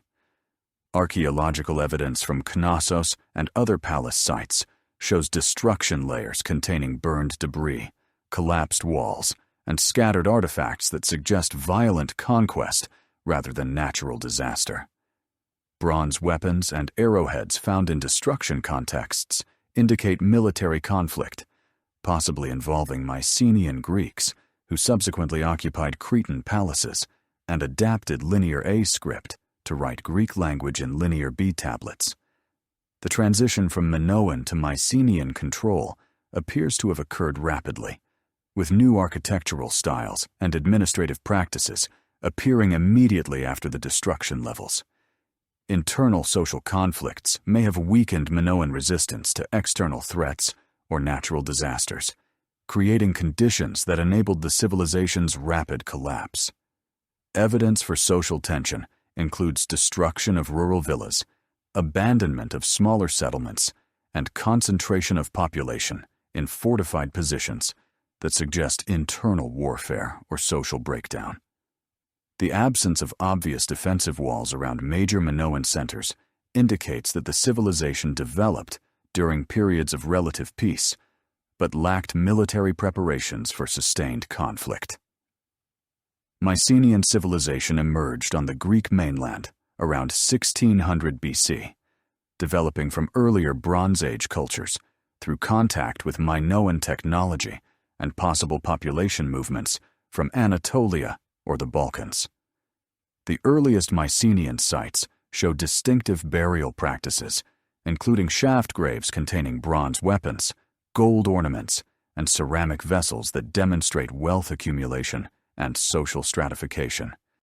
Grave Circle A at Mycenae, dating to 1600–1500 BC, contained burials with gold face masks, bronze daggers inlaid with precious metals, and imported luxury goods that indicate extensive trade relationships and accumulated wealth. Mycenaean palace architecture adapted Minoan design principles to mainland Greek conditions while incorporating distinctive features that reflected different social and military priorities. The palace at Pylos, excavated by Carl Blegen in the 1930s, featured a central megaron hall measuring 13 by 11 emolars, with a circular hearth surrounded by 4 columns supporting a clear-story roof that provided light and ventilation. This architectural form, unknown in Minoan palaces, became the standard design for Mycenaean royal residences and influenced later Greek temple architecture. Fortification systems at Mycenaean sites demonstrate military concerns that were largely absent from Minoan civilization, reflecting different geopolitical conditions on the fragmented Greek mainland. The walls at Mycenae, constructed from massive limestone blocks weighing up to 20 tons each, employed cyclopean masonry techniques that created virtually impregnable defenses. The Lion Gate, the main entrance to the citadel, features a relieving triangle decorated with carved lions that proclaimed royal authority while demonstrating sophisticated engineering that distributed structural loads to prevent collapse. Linear B script, deciphered by Michael Ventris in 1952, provides detailed insight into Mycenaean administrative systems and social organization through thousands of clay tablets from Pylos, Knossos, and other palace sites. These records document complex bureaucratic hierarchies that managed agricultural production, craft specialization, military organization, and religious activities across territories, encompassing hundreds of square kilometers. The tablets record personnel assignments, resource allocations, and tribute assessments that demonstrate systematic governmental control over diverse economic activities. Mycenaean military organization, reconstructed from Linear B records and archaeological evidence, created professional warrior classes equipped with standardized bronze weapons and armor. Tablets from Pylos document military units organized by geographic regions, with specific numbers of chariots, infantry, and support personnel assigned to each district. Bronze weapons from Mycenaean contexts include long swords designed for slashing attacks, spears with reinforced sockets, and body armor constructed from bronze plates sewn onto leather backing. Chariot warfare dominated Mycenaean military tactics, with elite warriors fighting from two-wheeled vehicles drawn by specially trained horses. Archaeological remains of chariots from chamber tombs show sophisticated construction using bronze fittings, leather components, and wooden frameworks that balance durability with speed and maneuverability. Linear B tablets record chariot inventories, maintenance requirements, and personnel assignments that indicate systematic military organization comparable to contemporary Near Eastern armies. Trade relationships established by Mycenaean merchants extended throughout the Mediterranean, creating commercial networks that distributed Greek products while importing raw materials and luxury goods.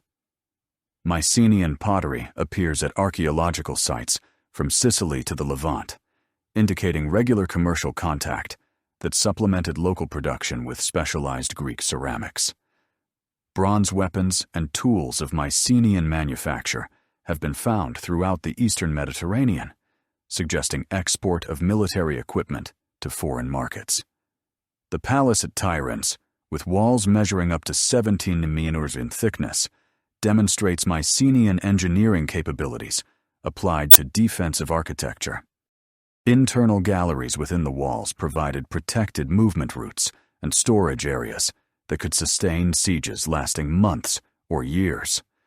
The palace's water supply system included underground cisterns and protected access routes to external springs that ensured survival during extended blockades. Mycenaean religious practices, documented in Linear B tablets and archaeological evidence, combined indigenous Greek traditions with influences from Minoan and Near Eastern cultures.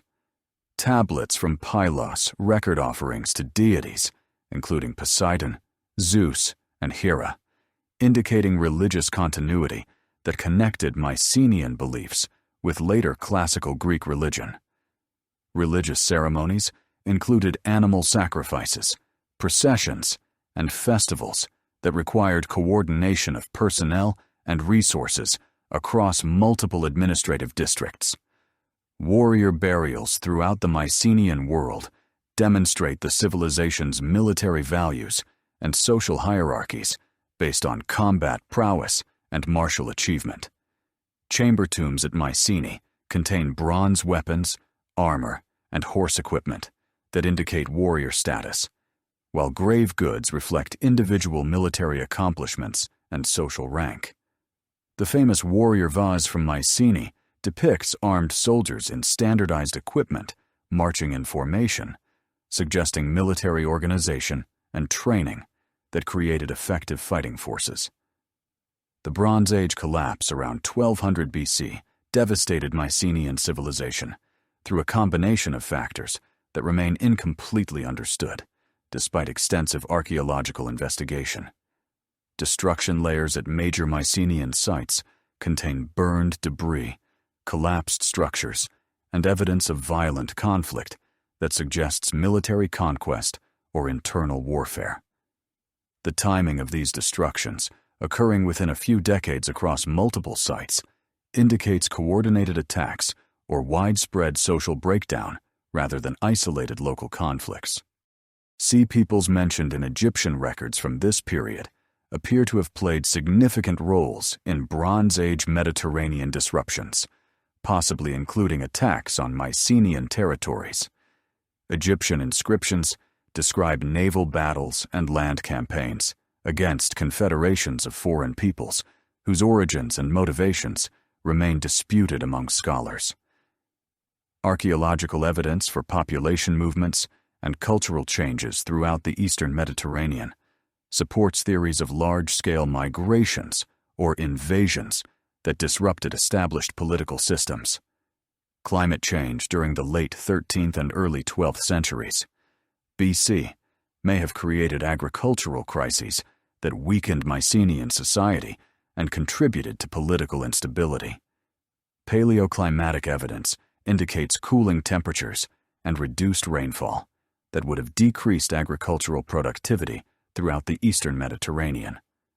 These environmental pressures could have triggered population movements, resource conflicts, and social tensions that made Mycenaean civilization vulnerable to external attacks or internal collapse. The transition to the Greek Dark Ages following Mycenaean collapse involved dramatic population decline, technological regression, and cultural simplification that lasted approximately 400 years. Archaeological evidence shows abandonment of major settlements, cessation of monumental construction, and loss of literacy as Linear B script disappeared from use. Bronze working continued at reduced levels, but the sophisticated administrative systems, international trade networks, and military organizations that characterized Mycenaean civilization vanished almost completely, creating conditions that required centuries of gradual recovery and cultural redevelopment. While Mycenaean warriors clashed with bronze swords across the Aegean and Egyptian pharaohs commanded vast armies along the Nile, a remarkably different Bronze Age civilization flourished across the vast river plains of the Indus Valley in present-day Pakistan and northwestern India. The Harappan civilization, named after its first excavated site discovered in 1921, developed urban planning principles and technological innovations that in many ways surpassed their contemporary civilizations, yet left behind one of archaeology's most enduring mysteries through their undeciphered script and enigmatic disappearance. The twin cities of Harappa and Mohenjo-Daro, separated by over 600 kilometers along the Indus River, demonstrate unprecedented standardization in urban planning that suggests centralized authority coordinating construction across vast distances. Mohenjo-Daro, covering approximately 250 hectares at its peak around 2500 BC, housed an estimated 40,000 inhabitants within a carefully planned grid system of streets running precisely north-south and east-west. The main thoroughfares measured 10 kilometers in width, wide enough for 2 ox carts to pass comfortably, while secondary streets maintained consistent widths of 3 to 4 miles throughout the city. The city's most remarkable feature was its sophisticated drainage system, unmatched by any contemporary civilization and not equaled in the Indian subcontinent until British colonial engineering projects 4,000 years later. Every house connected to covered drains, constructed from precisely fitted baked bricks, with manholes positioned at regular intervals for maintenance access. The main sewers, measuring up to 2 meters in height and 1.5 meters in width, carried wastewater to collection points outside the city walls, where it was processed through settling tanks before final disposal.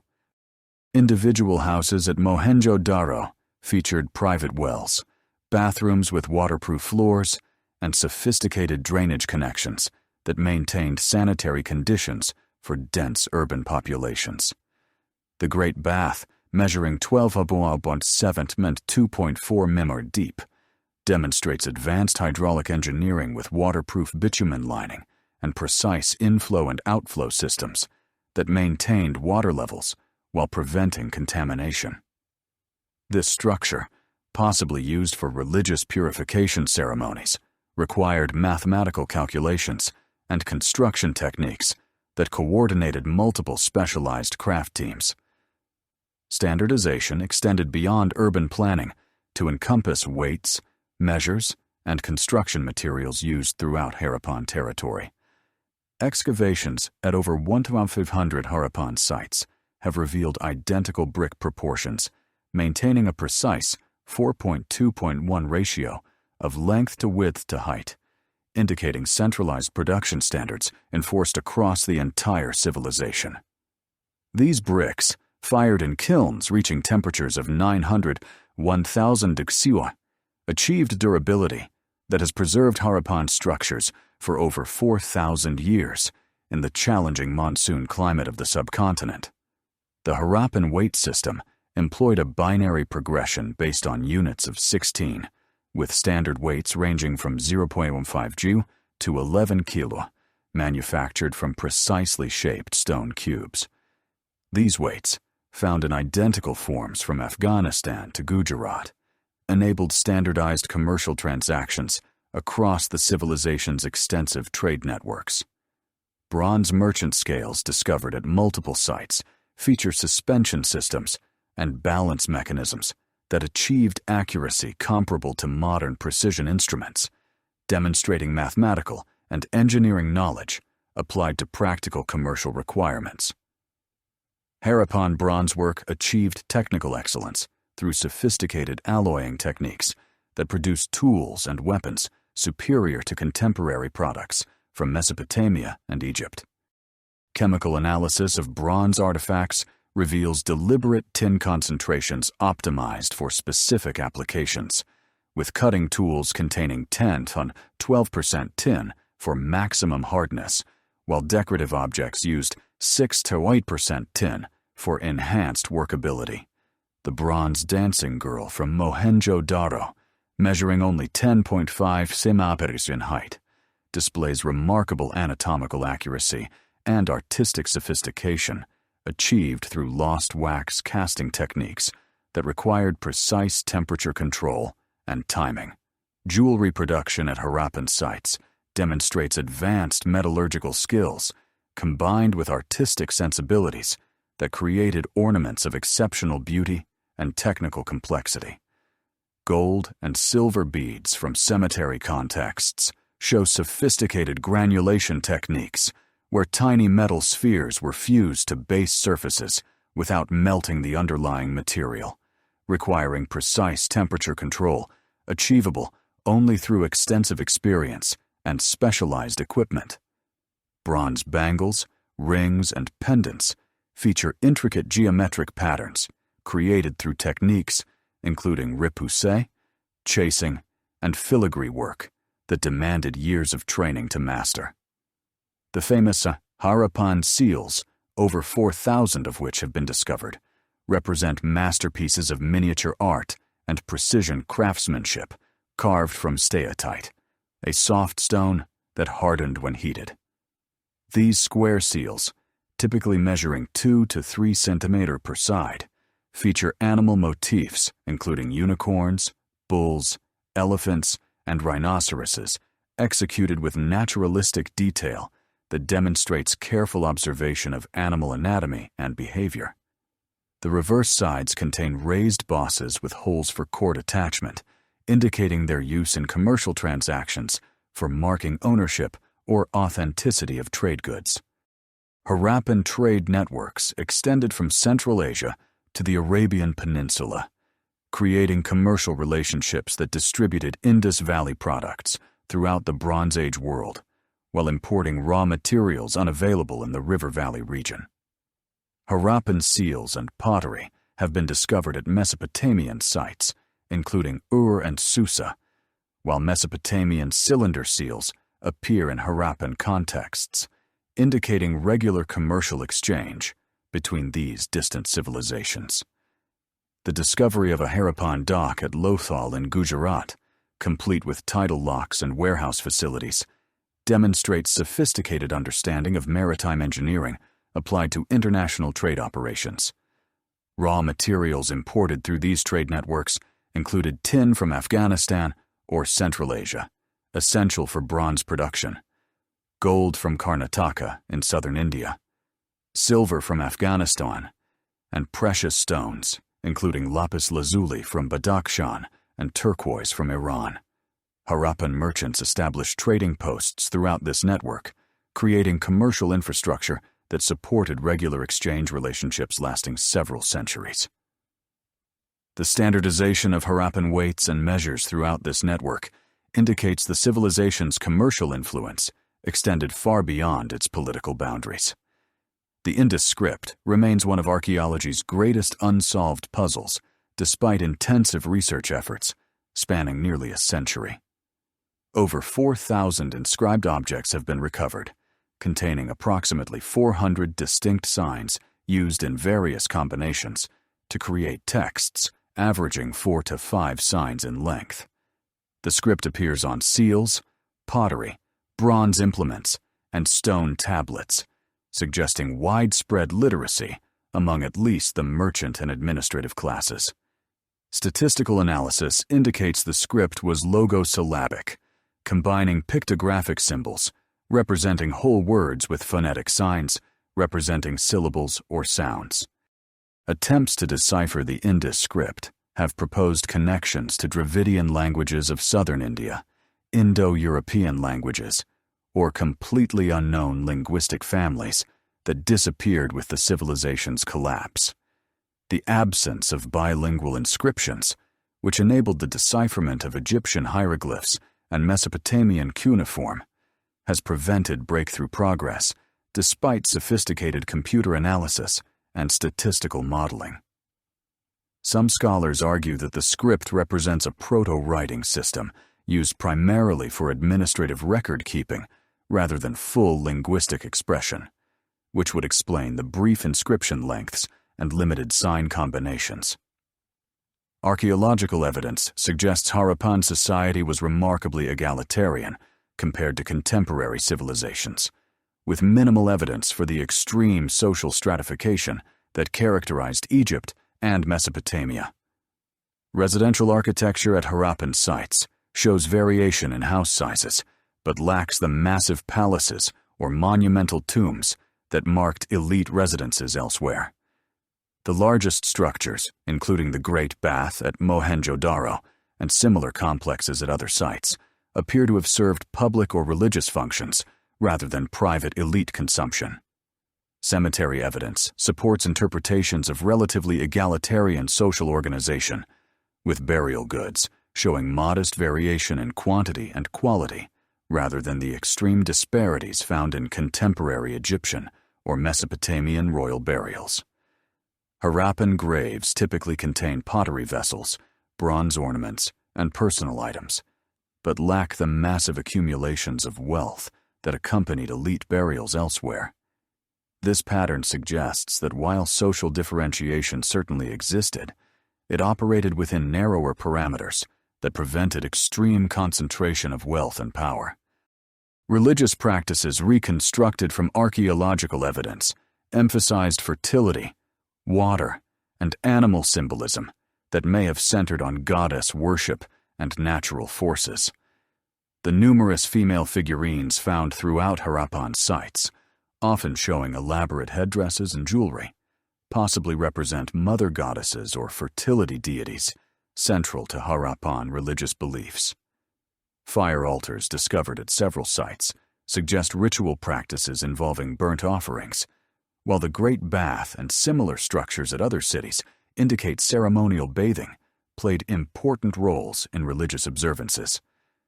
The famous priest-king sculpture from Mohenjo-Daro, despite its misleading modern name, likely represents a religious figure rather than a political ruler based on its iconography and archaeological context.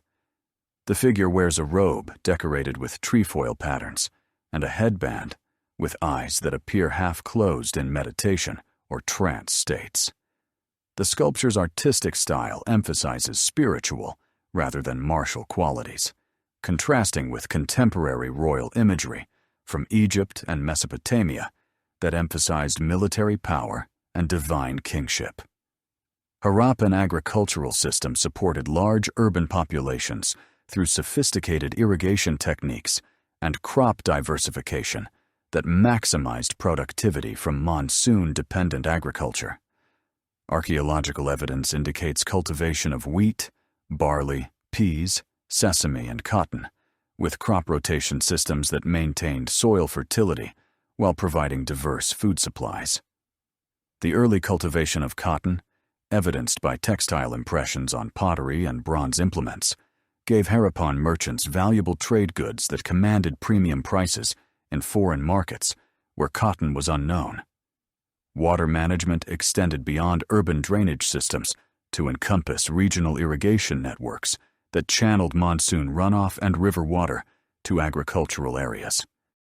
The dam at Dholavira in Gujarat, constructed from dressed stone blocks and measuring over 260 meters in length, created water storage capacity that supported agricultural production during dry seasons. This engineering achievement required surveying skills, mathematical calculations, and construction techniques that coordinated labor from multiple communities over several construction seasons.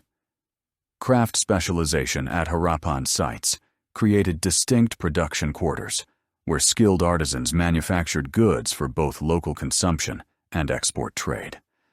Bronzework areas at Harappa and Chanhudaro contain furnaces, crucibles, and tool collections that indicate systematic metal production using standardized techniques and quality control measures. Pottery production employed potter's wheels and kilns that achieved uniform firing temperatures, creating ceramics with consistent quality and distinctive decorative styles that identified Harappan products throughout trade networks.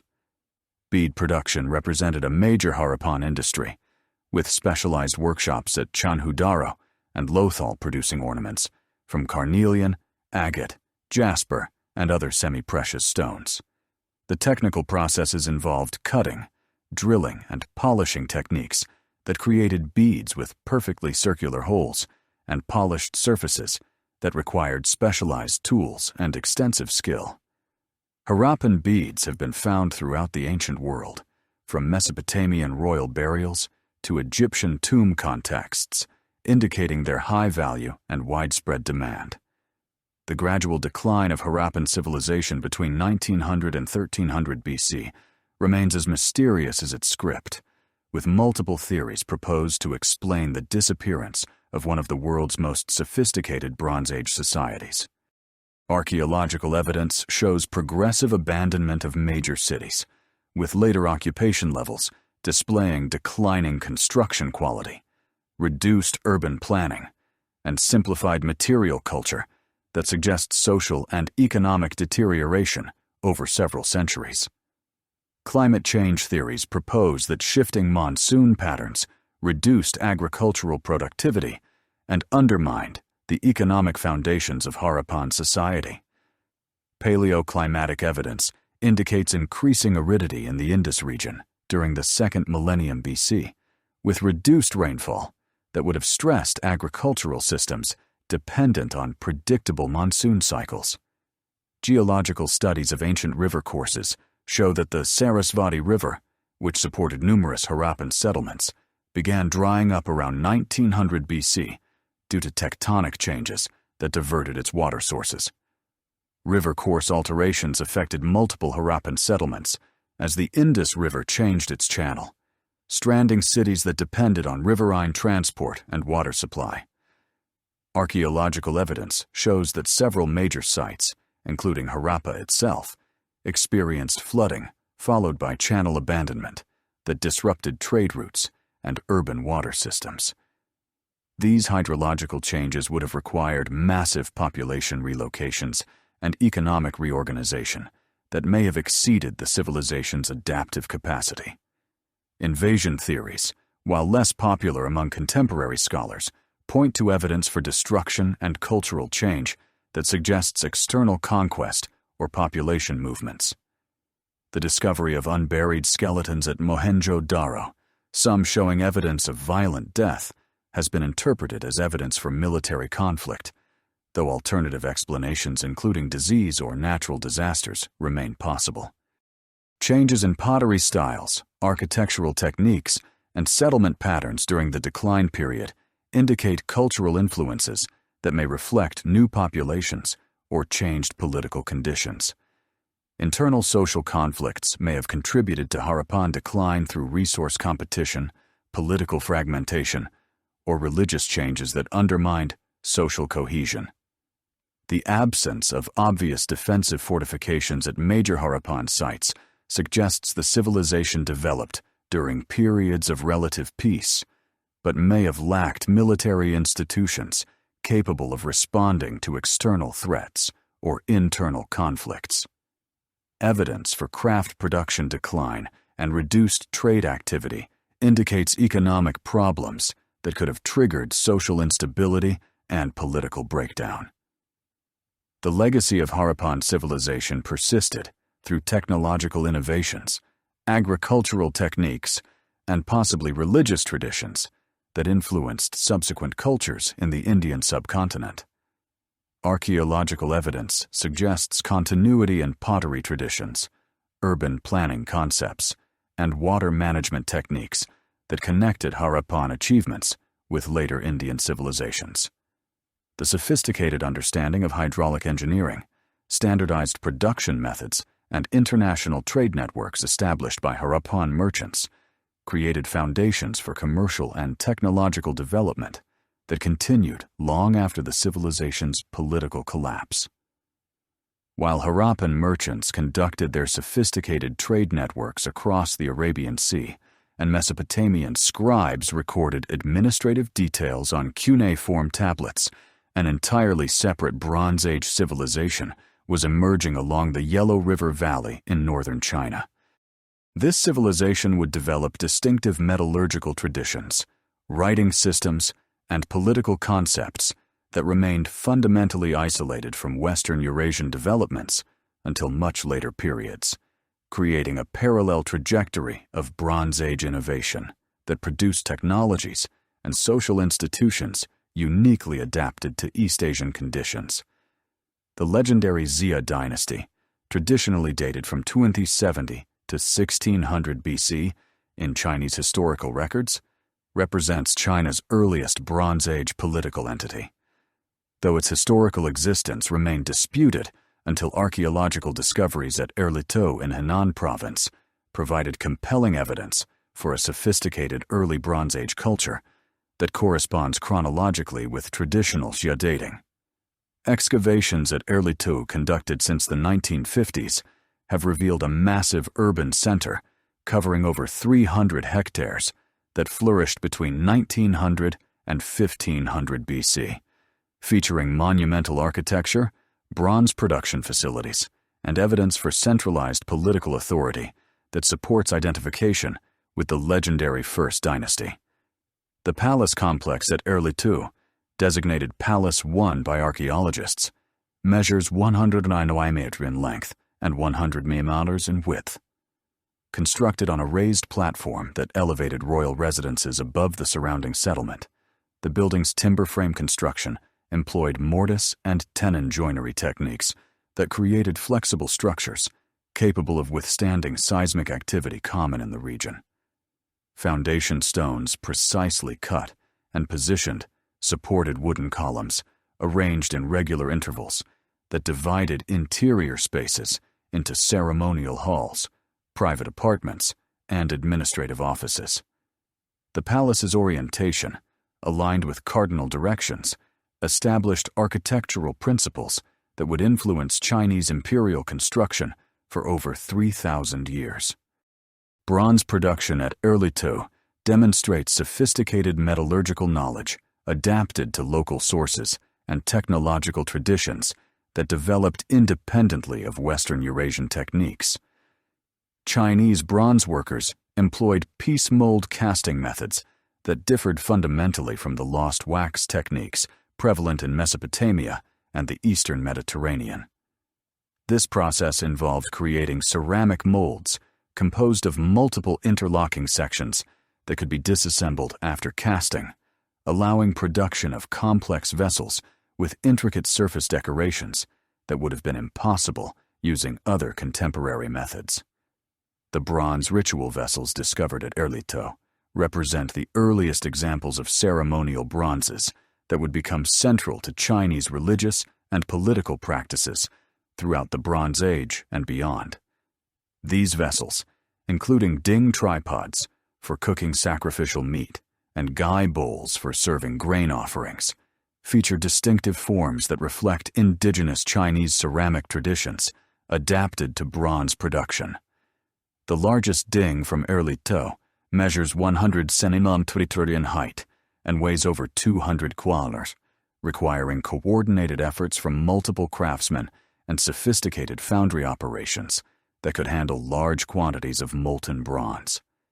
Chemical analysis of early bronzes reveals tin concentrations averaging 18 to 20%, significantly higher than optimal ratios for tools or weapons, but ideal for creating resonant musical instruments and vessels with distinctive golden coloration. This deliberate alloying choice indicates that Chinese metallurgists prioritized acoustic and aesthetic qualities over functional hardness, reflecting cultural values that emphasized ceremonial display and ritual performance rather than purely utilitarian applications.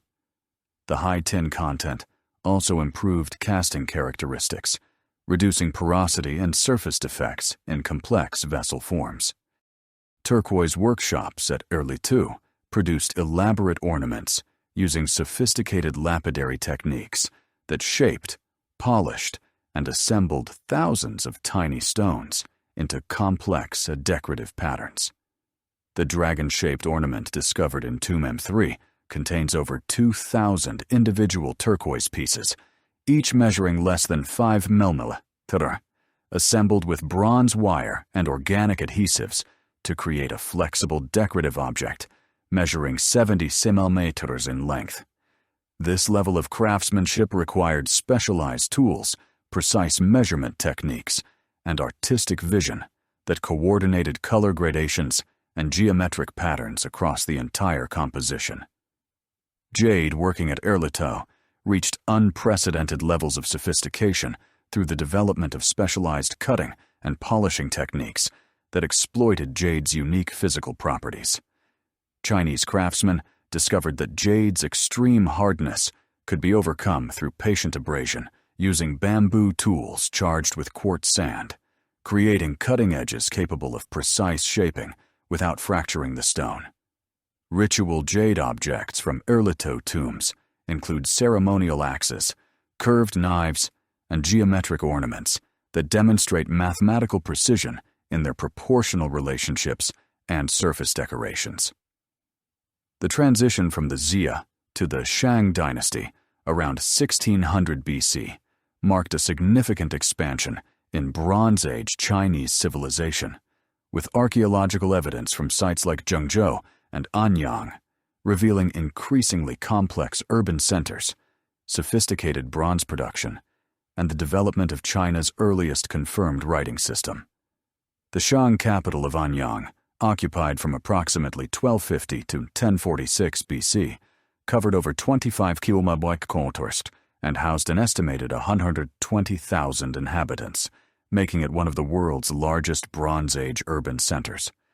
Royal tombs at Anyang demonstrate the extreme social stratification that characterized mature Shang society, with massive burial complexes requiring coordinated labor from hundreds of workers over multiple construction seasons.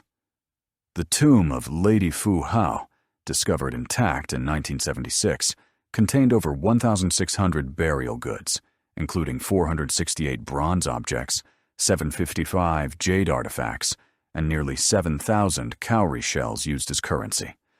The tomb's contents represent wealth equivalent to several years of agricultural production from thousands of farming families, indicating unprecedented concentration of resources under royal control.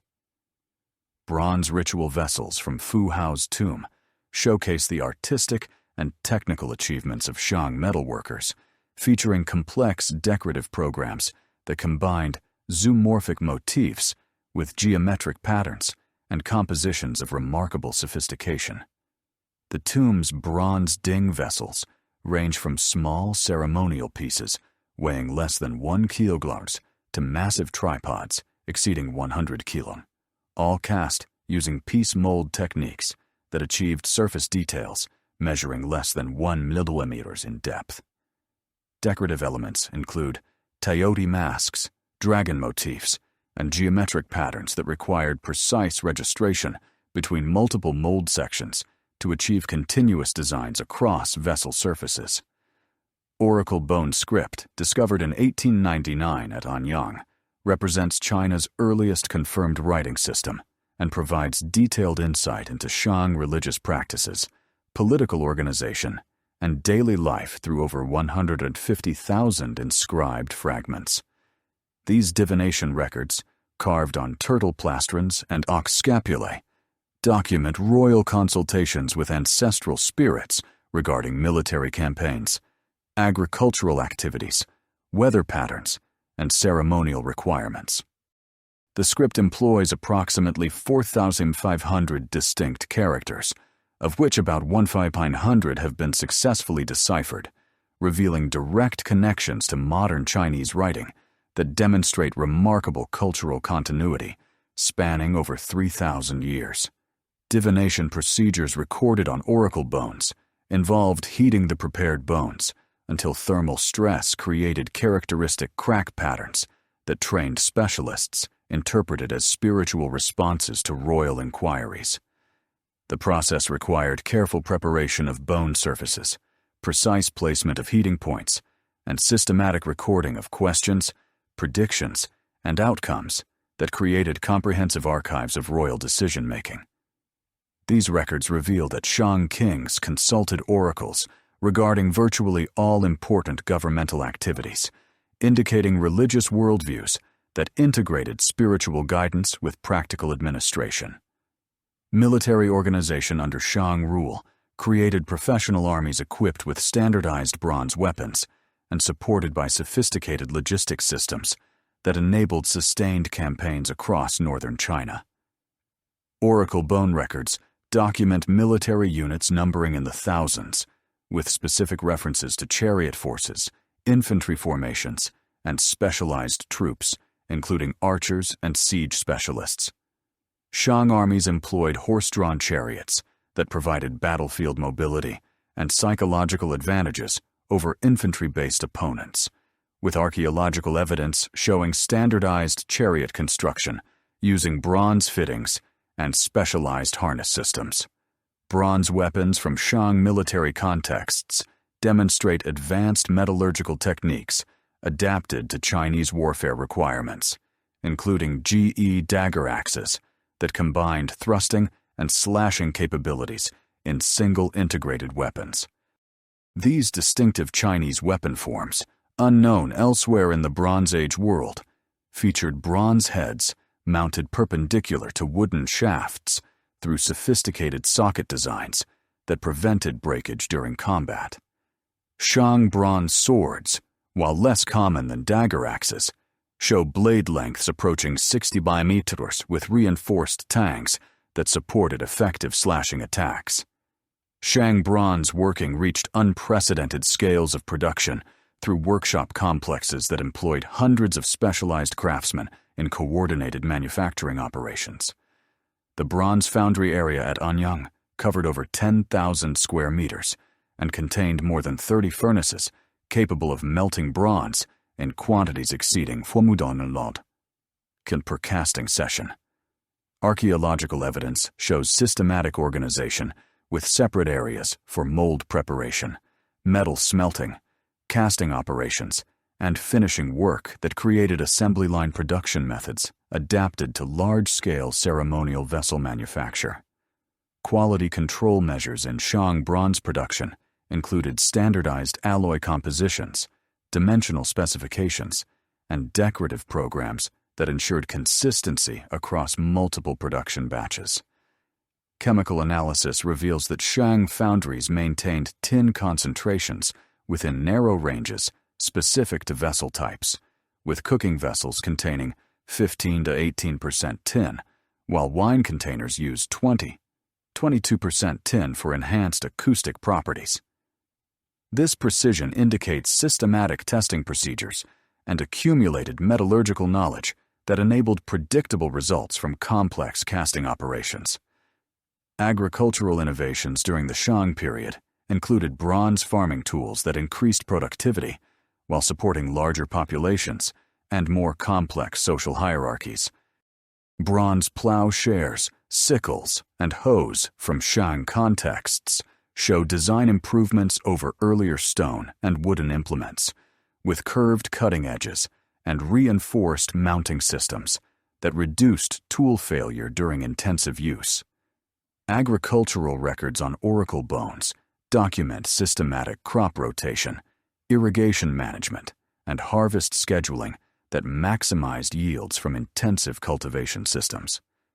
The Zhou conquest of the Shang around 1046 BC initiated China's longest-lasting dynasty and introduced political concepts that would influence Chinese governmental theory for over 2,000 years.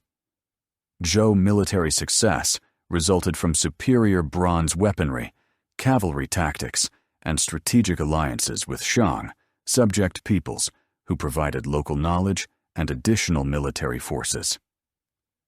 Archaeological evidence from Zhou sites shows rapid adoption of Shang bronze working techniques combined with innovations in weapon design and production methods that enhanced military effectiveness.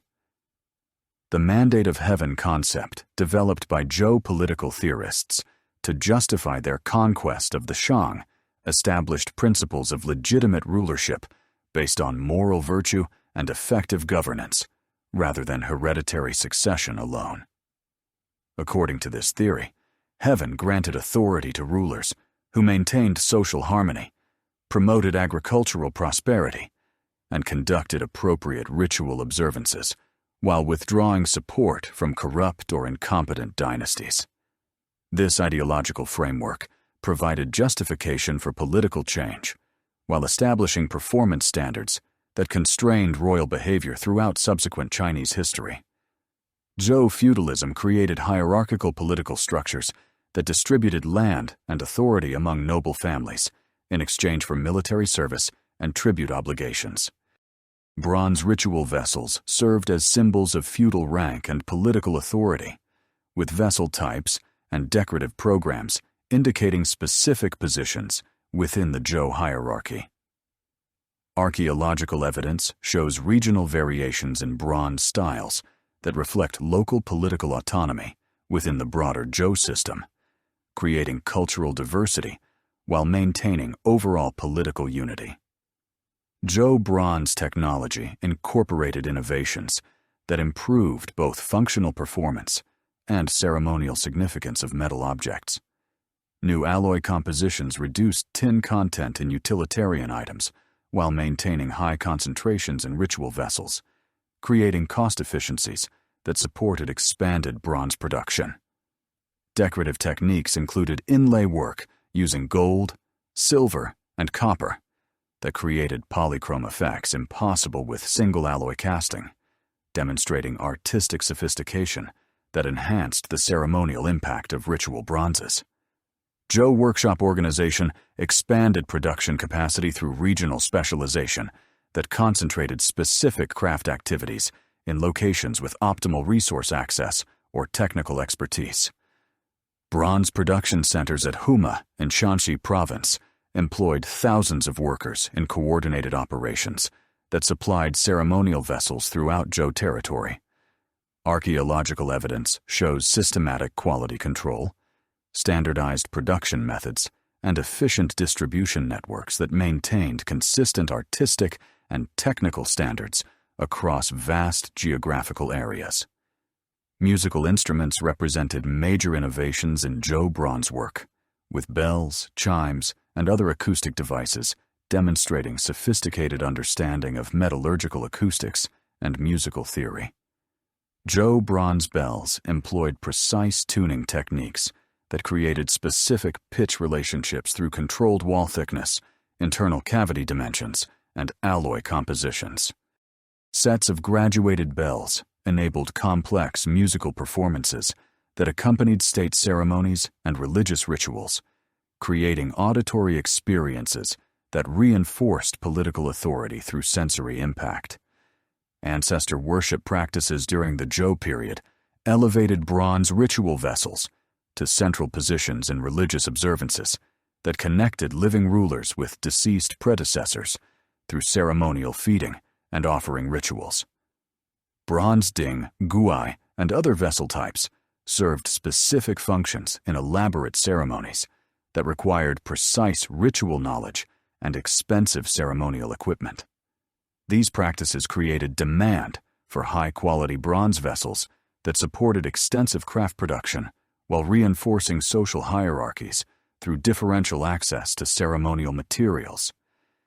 State ceremonies during the Zhou period employed bronze ritual vessels in complex performances that demonstrated royal authority while maintaining spiritual relationships with ancestral powers and natural forces. Archaeological evidence from ceremonial sites shows standardized vessel arrangements, specific offering procedures, and coordinated musical performances that created multimedia religious experiences. These ceremonies required extensive preparation, specialized personnel, and expensive materials that demonstrated state resources while reinforcing political legitimacy through religious validation. The ceremonial bronze vessels of Zhou China resonated with musical precision across palace courtyards, while European metallurgists were developing their own distinctive approaches to bronze working, creating technological traditions that would spread across the continent through networks of trade, migration, and cultural exchange. The bell beaker culture, emerging around 2800 BC and flourishing until approximately 1800 BC, represents one of Europe's earliest widespread Bronze Age phenomena, characterized by distinctive pottery styles, copper and bronze metallurgy, and burial practices that appear across vast distances from the Iberian Peninsula to Central Europe. Bell beaker sites demonstrate sophisticated understanding of copper smelting and bronze production, adapted to European ore sources and technological conditions. The settlement at Los Millares in southeastern Spain features copper production facilities dating to 2700 BC, including furnaces capable of reaching temperatures exceeding 1100 degrees Celsius through the use of bellows systems operated by teams of specialized workers. These installations processed copper ores from nearby mines using techniques that extracted metal with remarkable efficiency, creating the raw materials for tools, weapons, and ornaments that spread throughout bell beaker networks. The distinctive bell-shaped pottery vessels that give this culture its archaeological designation show remarkable standardization across enormous geographical distances, suggesting shared cultural traditions and possibly coordinated production systems. Chemical analysis of bell beaker pottery from sites in Portugal, France, Germany, and Central Europe reveals consistent tempering agents and firing techniques that indicate systematic knowledge transfer between distant communities. These vessels, often found in burial contexts, alongside copper daggers and archery equipment, suggest ceremonial or status-related functions that connected material culture with social identity. Copper daggers from bell beaker contexts demonstrate early European metallurgical expertise applied to weapon production, featuring blade lengths averaging 12 to 18 cm, with carefully shaped tangs for handle attachment. The Amesbury archer, discovered near Stonehenge and dating to approximately 2300 BC, was buried with 5 copper knives and gold ornaments that originated in continental Europe, indicating extensive trade networks that distributed metal objects and raw materials across the English Channel. Isotope analysis of the archer's teeth suggests he originated in the Alpine region, demonstrating individual mobility that accompanied technological diffusion. Archery equipment associated with bell beaker culture includes distinctive stone wrist guards that protected archers from bowstring impact during shooting. Found in standardized forms from Scotland to Sicily, these perforated stone plaques, carefully shaped and polished, demonstrate specialized craft production adapted to specific functional requirements. Associated arrowheads manufactured from flint and occasionally copper show consistent design characteristics that suggest shared hunting and warfare techniques across bell beaker territories. Gold ornaments from bell beaker contexts, including hair ornaments, earrings, and decorative discs, represent Europe's earliest systematic goldworking and demonstrate access to precious metal sources in Ireland, Wales, and Central Europe. The mold cape, discovered in Wales and dating to approximately 1900 BC, consists of a sheet gold garment decorated with intricate repoussé patterns that required sophisticated hammering techniques and artistic vision. This remarkable artifact, weighing over 550 grams of pure gold, demonstrates wealth accumulation and craft specialization that supported luxury production for elite consumption.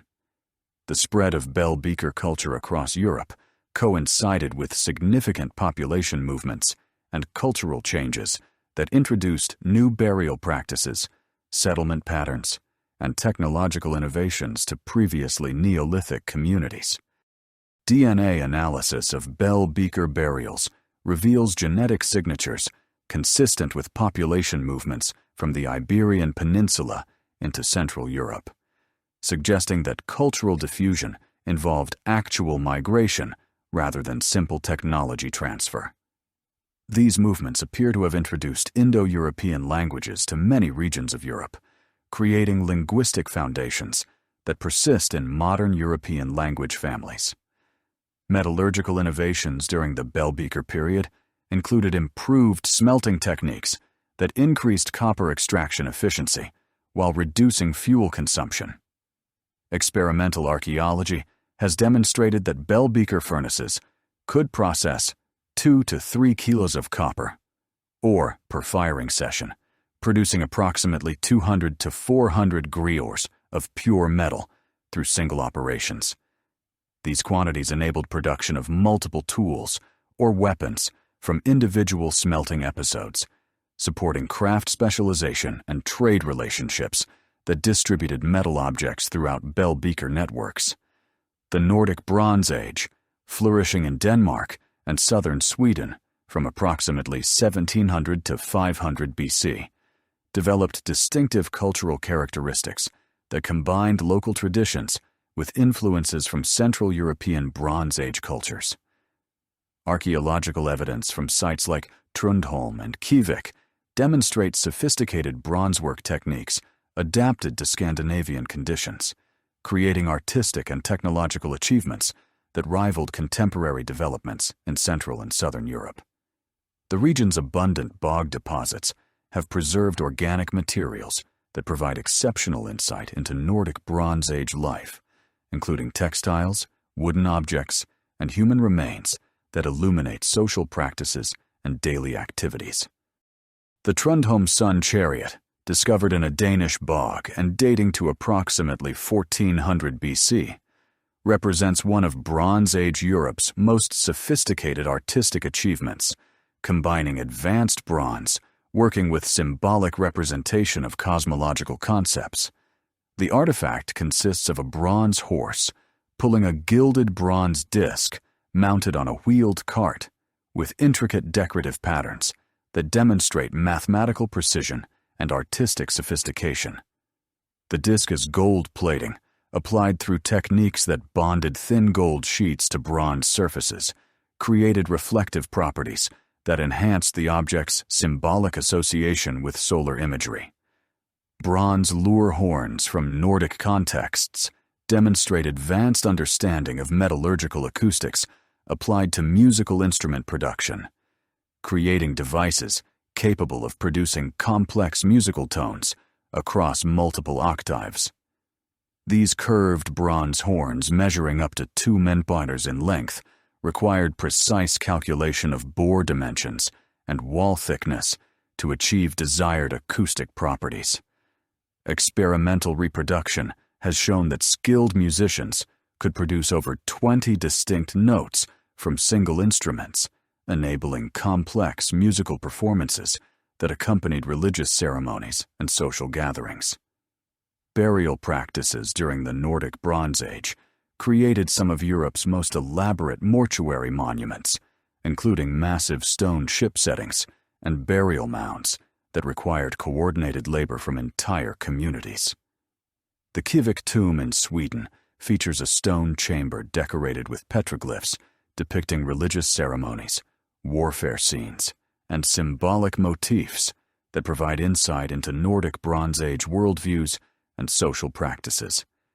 These images show figures carrying bronze axes and swords, participating in processions, and performing rituals that connected earthly activities with cosmic forces. Bog burials from the Nordic Bronze Age preserve organic materials that demonstrate sophisticated textile production and personal ornamentation practices. The Egtived girl discovered in a Danish bog and dating to approximately 1370 BC was buried wearing a woolen skirt, bronze belt disc, and arm rings that demonstrate high-quality craft production and personal wealth. Her clothing, preserved by bog chemistry, shows complex weaving techniques and decorative patterns that indicate specialized textile production and trade relationships that imported wool and finished textiles from distant regions. Rock art throughout Scandinavia documents Nordic Bronze Age activities and beliefs through thousands of petroglyphs carved into exposed rock surfaces. These images depict bronze weapons, ships, religious ceremonies, and daily activities that provide visual records of Bronze Age life unavailable from other archaeological sources. Ship motifs appear frequently in Nordic rock art, showing vessels with distinctive keel designs and crew arrangements that suggest advanced maritime technology adapted to Baltic Sea conditions. Bronze production in the Nordic region required extensive trade networks that imported copper and tin from Central Europe and the British Isles, creating commercial relationships that connected Scandinavia with broader European Bronze Age cultures. Archaeological evidence shows that Nordic communities exported amber, furs, and possibly slaves in exchange for metal raw materials, creating economic relationships that supported sophisticated bronze working despite the absence of local ore sources. Amber trade routes extended from the Baltic coast to the Mediterranean, distributing Scandinavian amber throughout Bronze Age Europe, while importing finished bronze objects and raw materials. The Urnfield culture, emerging around 1300 BC and lasting until approximately 800 BC, represents late Bronze Age Europe's most widespread cultural phenomenon, characterized by cremation burial practices, fortified settlements, and advanced bronze techniques. This culture spread from Central Europe across much of the continent, introducing new burial practices that replaced earlier inhumation traditions with systematic cremation and urn burial. Archaeological evidence suggests that Urnfield expansion involved both population movements and cultural diffusion, creating hybrid communities that combined local traditions with Urnfield innovations. Cremation practices associated with Urnfield culture required sophisticated understanding of fire management and ceremonial procedures that transformed burial traditions throughout late Bronze Age Europe. Cremation sites show evidence for controlled burning that achieved temperatures exceeding 800 degrees Celsius, necessary for complete bone calcination. The resulting cremated remains were collected and placed in ceramic urns that were buried in extensive cemeteries containing hundreds or thousands of individual burials, creating communal burial grounds that served multiple generations. Urnfield pottery demonstrates advanced ceramic technology that produced vessels with thin walls, complex shapes, and elaborate decorative programs. These urns, ranging from simple globular forms to complex multi-part vessels, show regional variations that reflect local artistic traditions while maintaining overall stylistic unity. Decorative techniques included incised geometric patterns, applied ornaments, and surface treatments that created distinctive visual effects through controlled firing atmospheres and post-firing applications. Settlement patterns during the Urnfield period show increasing emphasis on fortified positions that suggest growing social tensions and military conflicts throughout late Bronze Age Europe. Hill forts and fortified settlements appear throughout Urnfield territory, featuring defensive walls, strategic positioning, and internal organization that indicate systematic military planning. These settlements often controlled river crossings, mountain passes, or other strategic locations that enabled control over trade routes and territorial boundaries.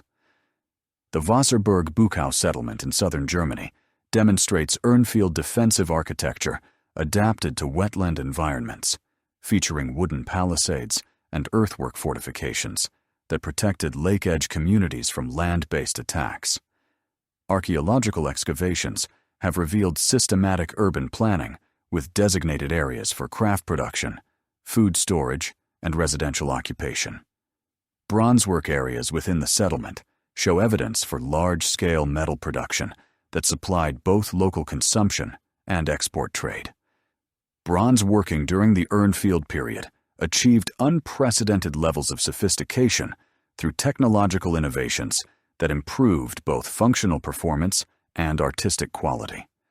New alloy compositions reduced tin content in utilitarian objects while maintaining high concentrations in ceremonial items, creating cost efficiencies that supported expanded production.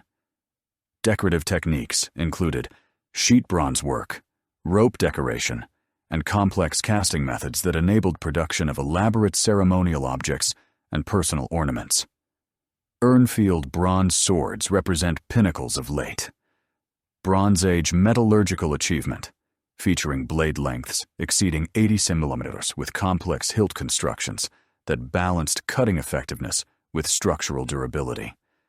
These weapons found throughout Urnfield territory show standardized production methods that created interchangeable components and consistent performance characteristics.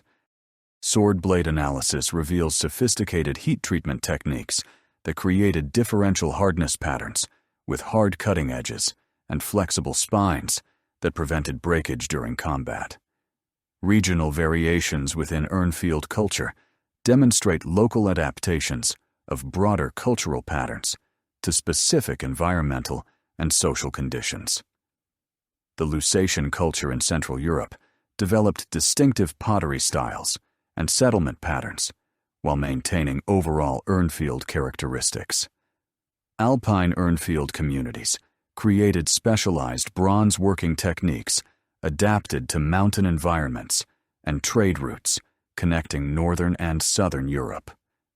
British Bronze Age developments during this period show influences from continental Urnfield culture while maintaining distinctive insular characteristics.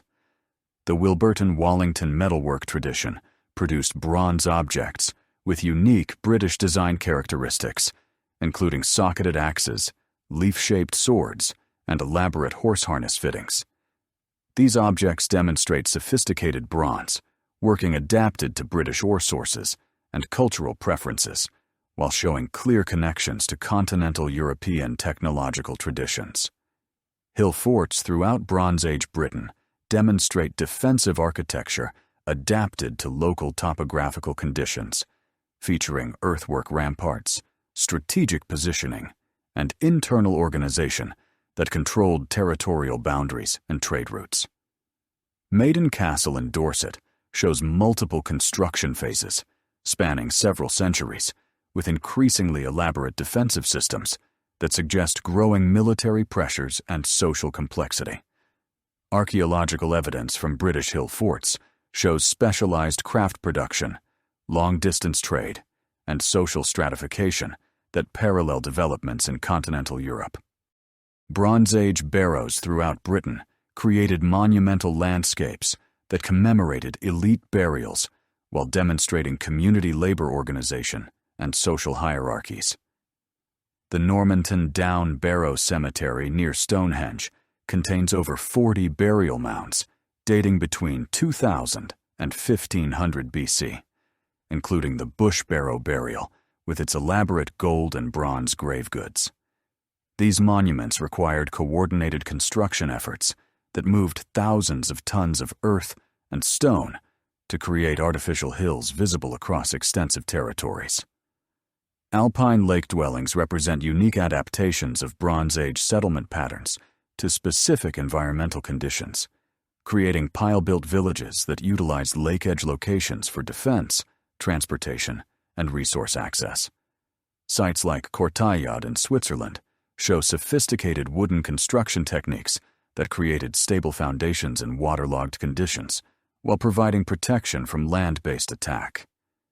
These settlements feature systematic urban planning with designated areas for different activities and sophisticated water management systems. Preservation conditions at alpine lake dwelling sites provide exceptional insight into Bronze Age organic material culture, including wooden tools, textiles, and food remains that rarely survive in other archaeological contexts. The Hauterive-Champrévert site has yielded thousands of wooden artifacts, including agricultural tools, construction elements, and household items that demonstrate sophisticated woodworking techniques and diverse economic activities. Bronze objects from these sites show local production combined with imported items that indicate extensive trade relationships. Iberian Bronze Age cultures developed distinctive characteristics that combined local traditions with influences from Mediterranean and Atlantic Europe. The El Argar culture in southeastern Spain created fortified settlements with sophisticated bronze work and social stratification that rivaled contemporary developments elsewhere in Europe. Archaeological evidence shows systematic urban planning, specialized craft production, and burial practices that indicate complex social hierarchies and territorial organization. Bronze working centers throughout Iberia produced weapons, tools, and ornaments that demonstrate advanced metallurgical techniques adapted to local ore sources and cultural preferences. The Rio Tinto mining district in southern Spain provided copper ores that supported extensive bronze production, creating economic foundations for complex societies that controlled mining operations and trade networks. Archaeological evidence shows systematic mining techniques that extracted ores from deep underground workings using bronze tools and sophisticated engineering methods. Atlantic Bronze Age networks connected Iberian communities with Britain, Ireland, and Atlantic France through maritime trade relationships that distributed bronze objects, raw materials, and cultural influences across vast oceanic distances. Bronze axes, swords, and ornaments found throughout Atlantic Europe show design characteristics that indicate systematic cultural exchange and possibly coordinated production systems. These networks enabled technological diffusion and cultural interaction that created shared artistic traditions and metallurgical techniques across the Atlantic facade of Europe. The sophisticated bronze-working networks that connected Atlantic Europe with Mediterranean civilizations through maritime trade routes would soon face unprecedented disruption as mysterious confederations of warriors and migrants swept across the eastern Mediterranean, bringing destruction to established Bronze Age powers and fundamentally altering the trajectory of ancient civilization.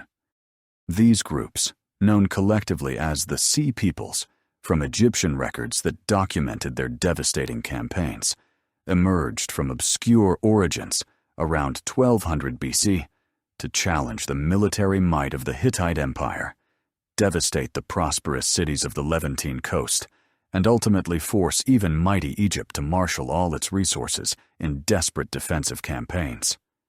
The identity of the Sea Peoples remains one of archaeology's most compelling mysteries, with scholarly debate continuing over their origins, motivations, and ultimate fate. Despite decades of intensive research, Egyptian inscriptions from the reigns of Merneptah and Ramesses III provide the primary textual evidence for these groups, listing names that include the Peliset, Jeker, Shekelesh, Denyen, and Weshesh, among others. These names have been tentatively connected to later historical peoples, including the Philistines, Sicilians, and Sardinians, suggesting possible connections between the Sea Peoples and the populations that would later dominate various Mediterranean regions. Archaeological evidence increasingly supports theories that at least some sea peoples originated from the collapse of Mycenaean civilization itself, as displaced populations from the Greek mainland and Aegean islands sought new territories following the destruction of their homeland, palace centers. Excavations at sites like Enkomi on Cyprus and Ugarit on the Syrian coast reveal destruction layers containing distinctive pottery and metalwork that show clear Aegean influences, suggesting that Mycenaean refugees, or raiders, participated in the broader Sea Peoples movements. The sudden appearance of Aegean-style cooking pots, stirrup jars, and bronze weapons at Levantine sites during this period indicates substantial population movements from the Greek world. Anatolian groups may have contributed significantly to Sea Peoples' confederations as the Hittite Empire fragmented under internal pressures and external attacks around 1180 BC. The collapse of Hittite control over western Anatolia would have displaced thousands of warriors, craftsmen, and farmers who possessed sophisticated bronze working skills and military experience gained through centuries of imperial warfare. Archaeological evidence from sites like Troy Sevena shows destruction and cultural change that coincides chronologically with Sea Peoples' activities, suggesting that the legendary Trojan War may represent historical memories of conflicts associated with these broader population movements. Mediterranean islanders, particularly from Sardinia, Sicily, and the smaller Aegean islands, appear to have played important roles in Sea Peoples' activities, based on both textual and archaeological evidence. The distinctive horned helmets depicted in Egyptian reliefs showing Sea Peoples' warriors closely resemble bronze figurines discovered in Sardinian contexts, indicating possible connections between these island populations and the raiders who attacked Egyptian territories. Sardinian bronze working during this period produced weapons and defensive equipment that demonstrate advanced metallurgical techniques and military specialization that would have equipped effective warrior bands. The systematic destruction of Bronze Age civilizations across the eastern Mediterranean occurred with remarkable speed and thoroughness, suggesting coordinated campaigns rather than random raiding activities. The Hittite Empire, which had dominated Anatolia and northern Syria for over 4 centuries, collapsed almost completely within a few decades, around 1180 BC. Archaeological excavations at the Hittite capital of Hattusa reveal massive destruction layers containing burned administrative archives, collapsed defensive walls, and scattered bronze weapons that indicate violent conquest rather than gradual abandonment. The destruction of Hattusa eliminated the administrative center that coordinated Hittite military forces and provincial governance across their vast territorial holdings. Clay tablets from the final years of Hittite rule document desperate attempts to coordinate defensive measures against multiple simultaneous threats, including correspondence between the last Hittite kings and their Egyptian counterparts, requesting military assistance. These diplomatic archives provide insight into the rapid deterioration of Hittite power as provincial governors lost contact with central authorities and local populations fled advancing enemy forces. Regional Hittite centers throughout Anatolia suffered similar fates as central authority collapsed and local defensive capabilities proved inadequate against Sea Peoples' attacks.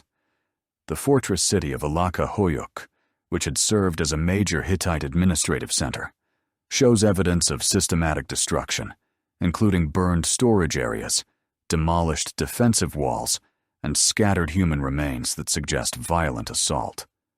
Bronze weapons found in destruction contexts include both Hittite military equipment and foreign weapon types that indicate the attackers possessed sophisticated armaments and military organization. Ugarit, the prosperous trading city on the Syrian coast, provides perhaps the most detailed archaeological evidence for Sea Peoples' destructive capabilities through extensive excavations that have revealed the final moments of this Bronze Age commercial center. The city's destruction around 1185 BC occurred so suddenly that scribes abandoned cuneiform tablets in mid-composition, bronze smiths left unfinished weapons in their workshops, and residents fled without collecting valuable possessions. The archaeological record shows systematic burning that consumed wooden structures while leaving stone foundations and bronze objects scattered throughout residential and commercial districts. The final letters from Ugarit's royal archive document the city's desperate situation as Sea People's forces approached from both land and sea directions. Correspondence with Cyprus describes naval battles and requests for military assistance that went unanswered as the island kingdom faced its own attacks. Letters to inland Syrian cities reveal that traditional alliance networks had collapsed as each community focused on its own survival rather than coordinated defense.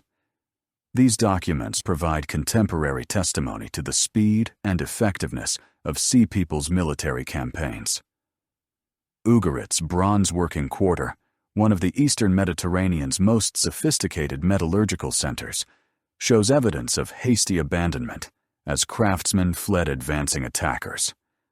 Unfinished bronze weapons, scattered tools, and partially processed raw materials indicate that production ceased immediately when the city came under attack. The loss of Ugarit eliminated a major source of high-quality bronze weapons and tools that had supplied markets throughout the Eastern Mediterranean, contributing to the broader technological regression that followed the Bronze Age collapse. Cyprus experienced multiple waves of Sea People's attacks that destroyed existing settlements while introducing new populations and cultural traditions to the island. The major Bronze Age centers of Enkomi and Kition show destruction layers, followed by rebuilding phases that incorporated Aegean architectural styles, pottery traditions, and metalworking techniques. This pattern suggests that some Sea People's groups settled permanently on Cyprus, rather than simply raiding and departing, creating hybrid communities that combined indigenous Cypriot traditions with imported cultural elements. The copper mines that had made Cyprus wealthy throughout the Bronze Age continued operating under new management as Sea People settlers adapted existing extraction and processing techniques to their own needs. Archaeological evidence shows continuity in mining operations despite political disruption, indicating that the economic foundations of Cypriot prosperity survived the transition even as political structures collapsed.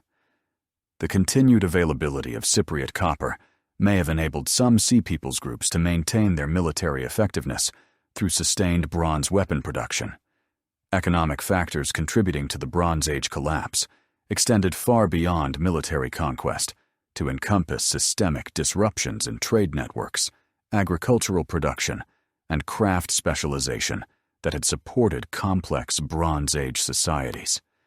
The international trade systems that distributed tin from distant sources to bronze working centers throughout the Eastern Mediterranean depended on political stability and coordinated diplomatic relationships that could not survive the widespread warfare and population movements of the 12th century BC. Tin supply disruptions created immediate crisis for bronzework communities, as this essential alloying metal became increasingly difficult to obtain through traditional trade routes. Archaeological evidence shows declining tin concentrations in bronze objects from this period as metalworkers attempted to conserve limited supplies or substituted other materials.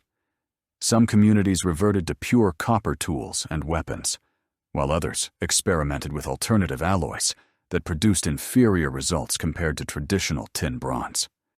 Trade network disruption affected not only raw materials, but also finished goods, luxury items, and specialized products that had circulated throughout Bronze Age Mediterranean markets. The collapse of long-distance commerce eliminated economic opportunities that had supported craft specialists, merchants, and administrative personnel in urban centers throughout the region. Archaeological evidence shows declining quality in pottery production, reduced variety in imported goods, and simplification of material culture as communities lost access to specialized products and technical knowledge.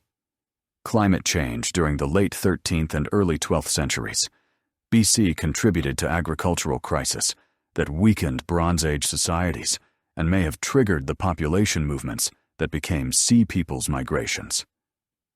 Paleoclimatic evidence indicates cooling temperatures and reduced precipitation throughout the eastern Mediterranean that would have decreased agricultural productivity and stressed food production systems.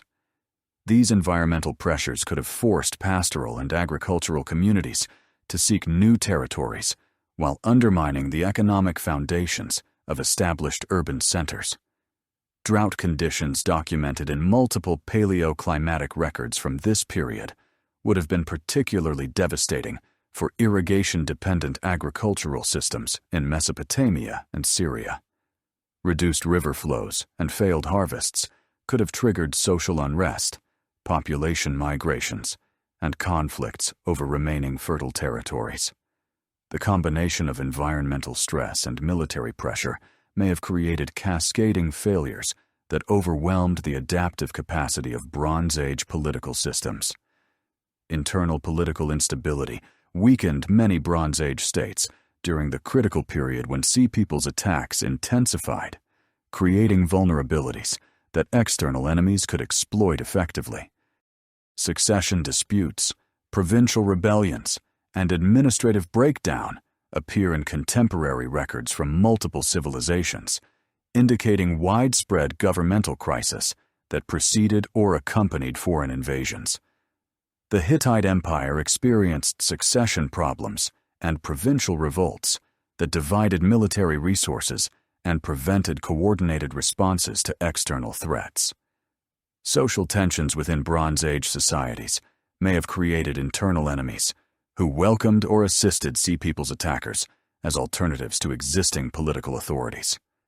Archaeological evidence for class conflict, ethnic tensions, and economic inequality suggests that some populations may have viewed foreign conquest as opportunities for social advancement or revenge against ruling elites. The speed of Bronze Age collapse in some regions may reflect internal collaboration with external attackers rather than simple military conquest. Egypt, under Ramesses III, mounted the most successful resistance to Sea Peoples' attacks through military innovations, diplomatic alliances, and resource mobilization that enabled the kingdom to survive when other Bronze Age powers collapsed. The great pharaoh's military campaigns against Sea Peoples' forces, documented in detailed reliefs at Medinet Habu, demonstrate tactical adaptations that countered Sea Peoples' advantages while exploiting Egyptian strengths in logistics, fortification, and coordinated military operations. The naval battle depicted in Ramesses III's reliefs shows Egyptian forces engaging Sea Peoples' fleets in the Nile Delta, using tactics that combine traditional Egyptian military methods with innovations designed to counter Sea Peoples' naval capabilities.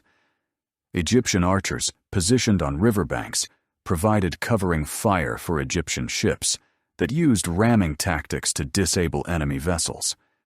The relief shows Sea Peoples' warriors wearing distinctive feathered headdresses and carrying round shields, providing detailed visual documentation of their equipment and appearance. Land battles between Egyptian forces and Sea Peoples' armies revealed tactical innovations that enabled Egyptian victory, despite facing opponents who had defeated other major Bronze Age powers. Egyptian infantry formations used bronze-tipped spears and composite bows to maintain distance from Sea Peoples' warriors, while Egyptian chariots provided mobile platforms for archery attacks. The combination of disciplined formations, superior logistics, and defensive advantages allowed Egyptian forces to defeat Sea Peoples' armies that had proven invincible elsewhere. The survival strategies employed by Egypt during this crisis period included massive fortification projects, military reforms, and diplomatic initiatives that created defensive capabilities adequate to resist Sea Peoples' pressure. Ramesses III constructed new fortresses along Egypt's northern borders, while strengthening existing defensive positions with improved walls, garrison forces, and supply systems. These fortifications channeled Sea People's attacks into predetermined killing zones, where Egyptian advantages in archery and siege warfare could be most effectively employed. Military reforms under Ramesses III created professional military units equipped with standardized weapons and trained in coordinated tactics that proved effective against Sea People's forces. Egyptian military organization emphasized discipline, logistics, and combined arms operations that maximized the kingdom's resources while compensating for numerical disadvantages against Sea People's confederations. The pharaoh's personal leadership of military campaigns provided symbolic and practical advantages that maintained Egyptian morale during desperate defensive struggles. The transformation of societies in the aftermath of Bronze Age collapse created new political structures, economic systems, and cultural traditions that would define the subsequent Iron Age period. Communities that survived the initial destruction faced challenges of rebuilding without access to traditional trade networks, administrative systems, or technological knowledge that had supported Bronze Age civilization.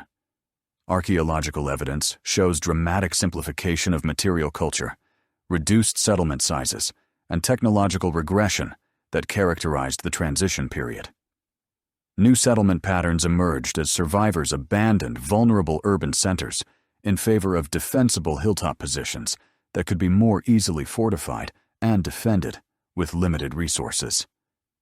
These Iron Age settlements typically featured strong defensive walls, internal water sources, and agricultural areas that could support siege conditions. The shift from Bronze Age urbanism to Iron Age fortified villages reflects changing priorities that emphasized security over commercial or administrative convenience. Cultural continuity in some regions enabled gradual recovery and adaptation rather than complete civilizational collapse, creating bridge communities that preserved Bronze Age knowledge while adapting to changed circumstances. Cyprus provides an excellent example of successful transition as Sea People settlers integrated with surviving indigenous populations to create hybrid societies that maintained copper production while developing new political and social institutions. These transitional communities became centers for technological innovation and cultural synthesis that contributed to Iron Age development. The gradual adoption of iron technology during the centuries following Bronze Age collapse reflected both necessity and opportunity as communities adapted to reduced access to tin while exploiting new metallurgical possibilities. Early iron required different techniques and resources compared to bronze production, creating opportunities for technological innovation that eventually produced superior tools and weapons. The transition from Bronze Age to Iron Age represented not simply material substitution, but fundamental changes in production methods, social organization, and cultural values that defined a new historical era. The devastation wrought by the Sea Peoples across the eastern Mediterranean created a technological and cultural vacuum that would be filled not by the restoration of Bronze Age systems, but by the gradual emergence of an entirely new metallurgical tradition. Iron technology, which had existed as a curiosity and luxury material during the height of Bronze Age civilization, began its transformation into the dominant metalwork tradition of the ancient world. This transition occurred not through sudden replacement, but through centuries of gradual adoption, technological refinement, and cultural adaptation that would ultimately reshape human civilization as profoundly as the original Bronze Revolution had done 2 millennia earlier. The earliest iron objects from Bronze Age contexts demonstrate that metallurgists had experimented with this metal long before it became economically viable or technologically superior to bronze. Iron beads from Egyptian tombs, dating to 3200 BC, created from meteoric iron through cold hammering techniques, reveal that ancient craftsmen recognized iron's unique properties even when they lacked the technology to smelt terrestrial iron ores. These early experiments remained curiosities rather than practical technologies, because meteoric iron was extremely rare, and the high temperatures required for iron smelting exceeded the capabilities of Bronze Age furnace technology. The breakthrough in iron smelting occurred in Anatolia around 1500 BC, where Hittites developed furnace designs capable of reaching the 1538 degrees required to melt iron ore. Archaeological excavations at sites like Common Kalahoyuk have revealed iron production facilities that employed sophisticated bellows systems, specialized furnace construction, and carefully controlled atmospheric conditions to achieve successful iron smelting. These early ironworking installations required significantly more fuel than bronze production, consuming vast quantities of charcoal that placed enormous pressure on local forest resources. Hittite iron production initially focused on luxury items and ceremonial objects rather than utilitarian tools, reflecting both the technical difficulties of ironworking and cultural preferences that associated the metal with royal authority and divine power. Iron daggers from Hittite. Royal contexts feature elaborate gold inlay work and ceremonial designs that demonstrate the metal's prestigious status during this early period.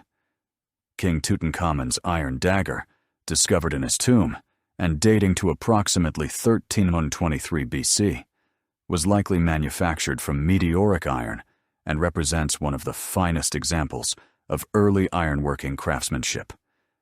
The collapse of the Hittite Empire around 1180 BC dispersed ironworking knowledge throughout the eastern Mediterranean as displaced craftsmen carried their technological expertise to new regions.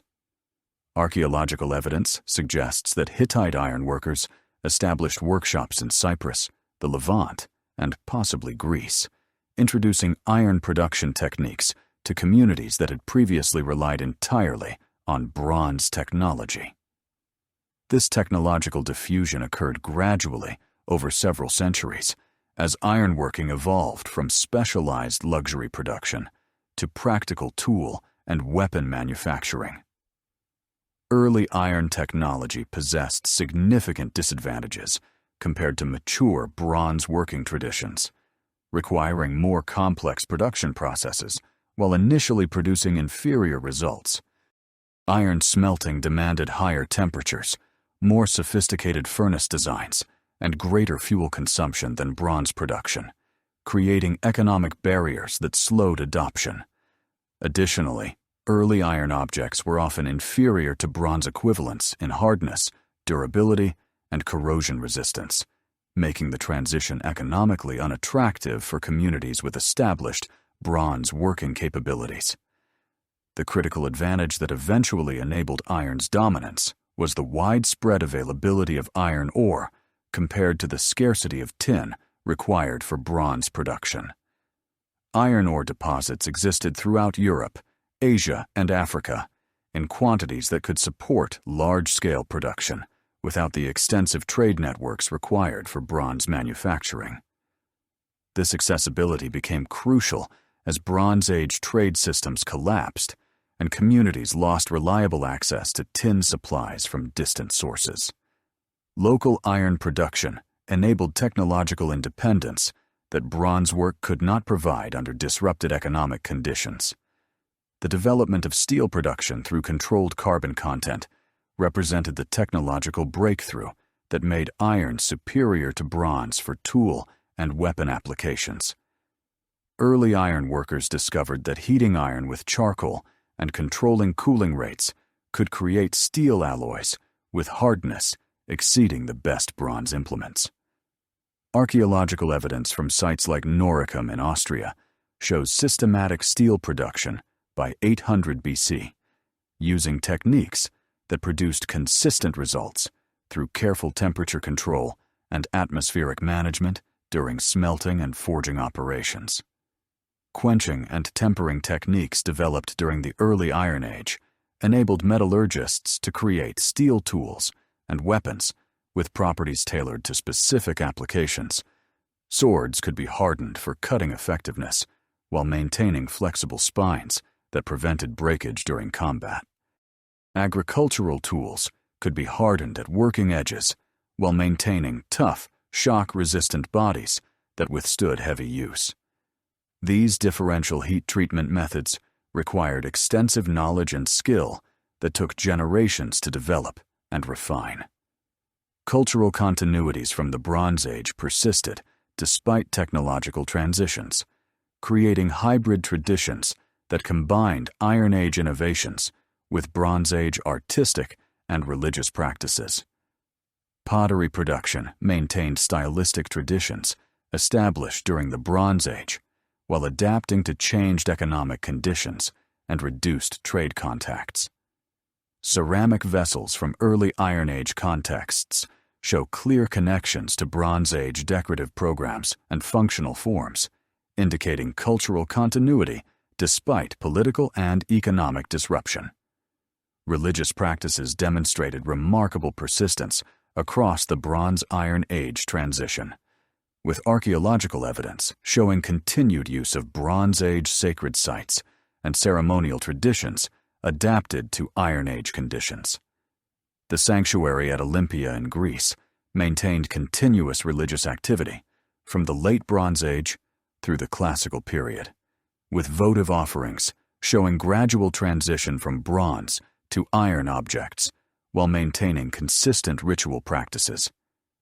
Sacred groves, springs, and hilltop sanctuaries throughout Europe continued serving religious functions as communities adapted Bronze Age spiritual traditions to Iron Age social structures. Artistic traditions established during the Bronze Age influenced Iron Age decorative arts through continued use of geometric patterns, animal motifs, and symbolic representations that transcended technological changes. The Hallstatt culture of Central Europe, flourishing from 800 to 450 BC, produced iron weapons and tools decorated with artistic programs derived from Bronze Age traditions. Hallstatt bronze vessels, continuing Bronze Age production methods alongside iron technology, demonstrate technological coexistence rather than simple replacement during the transition period. Urban planning concepts developed during Bronze Age civilizations provided foundations for Iron Age settlement organization, with fortified hilltop sites employing defensive principles established by Bronze Age military engineers. The Oppida of late Iron Age Europe featured defensive walls, internal street systems, and specialized craft quarters that reflected Bronze Age urban planning adapted to Iron Age conditions. These settlements maintained population densities and organizational complexity comparable to Bronze Age centers, while adapting to changed political and economic circumstances. Governmental structures emerging during the Iron Age incorporated administrative concepts and political institutions developed during Bronze Age civilizations, creating continuity in political organization despite technological and cultural changes. The Greek polis system employed assembly procedures, legal frameworks, and administrative practices that showed clear connections to Mycenaean palace bureaucracies documented in Linear B archives. Similarly, Iron Age kingdoms throughout Europe and Asia adopted monarchical institutions, military organizations, and tribute systems that reflected Bronze Age political innovations adapted to local conditions. Writing systems represented perhaps the most important Bronze Age legacy, with alphabetic scripts developed during the Late Bronze Age, providing foundations for Iron Age literacy and administrative capability. The Phoenician alphabet, derived from Bronze Age Canaanite scripts, spread throughout the Mediterranean during Iron Age expansion, enabling Greek, Etruscan, and Latin writing systems that would dominate European intellectual development. This alphabetic revolution democratized literacy by reducing the years of training required for scribal competence, creating broader access to written communication than Bronze Age syllabic systems had provided. Trade practices established during Bronze Age commercial networks influenced Iron Age economic development through continued use of standardized weights, measures, and exchange mechanisms. Mediterranean commerce during the Iron Age employed trading procedures, contract systems, and quality control measures that reflected Bronze Age innovations adapted to changed political conditions. The Phoenicians, inheriting Bronze Age Canaanite commercial traditions, established trading networks that connected Iron Age communities across the Mediterranean, while maintaining business practices developed during Bronze Age prosperity. Metallurgical knowledge transfer from Bronze Age to Iron Age craftsmen occurred through master-apprentice relationships that preserved technical expertise while adapting it to new materials and methods.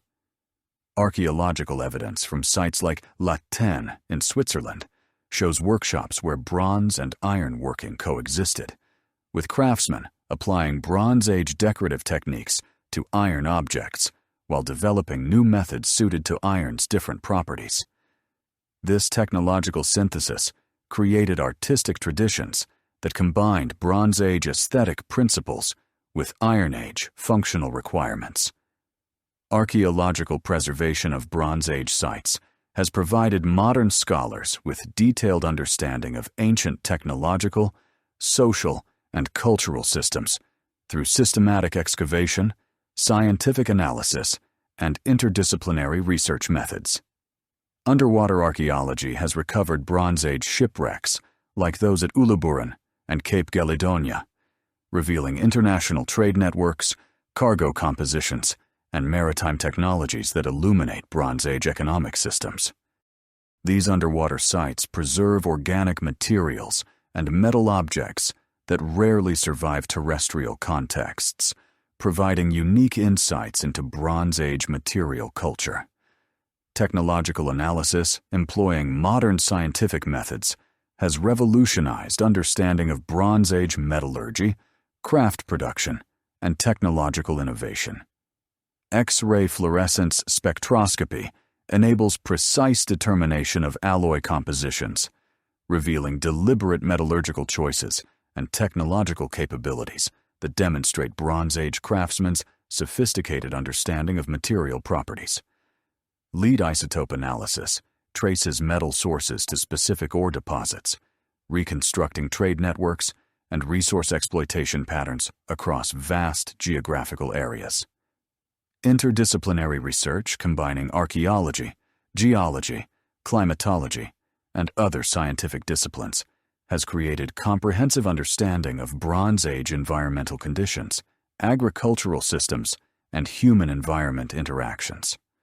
Paleoclimatic reconstruction using ice cores, tree rings, and lake sediments provides detailed records of Bronze Age climate change, enabling correlation between environmental conditions and cultural developments. These studies reveal how Bronze Age societies adapted to climatic variations while demonstrating environmental factors that contributed to civilizational collapse and recovery. Experimental archaeology has tested Bronze Age technologies through practical reproduction of ancient techniques, tools, and manufacturing processes. Researchers have successfully recreated Bronze Age metallurgy, pottery production, textile manufacturing, and construction methods, providing insights into technical requirements, skill levels, and time investments required for ancient production. These experiments demonstrate the sophistication of Bronze Age technology while revealing practical constraints that influenced ancient economic and social organization. Digital technologies have transformed Bronze Age research through database systems that integrate archaeological data from thousands of sites, enabling comparative analysis and pattern recognition across vast spatial and temporal scales. Geographic information systems mapping reveal settlement patterns, trade routes, and territorial organization that illuminate Bronze Age political and economic systems.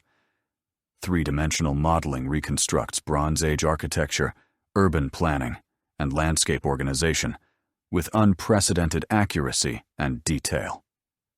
The Bronze Age legacy extends far beyond technological innovation to encompass fundamental concepts of civilization that continue influencing modern society.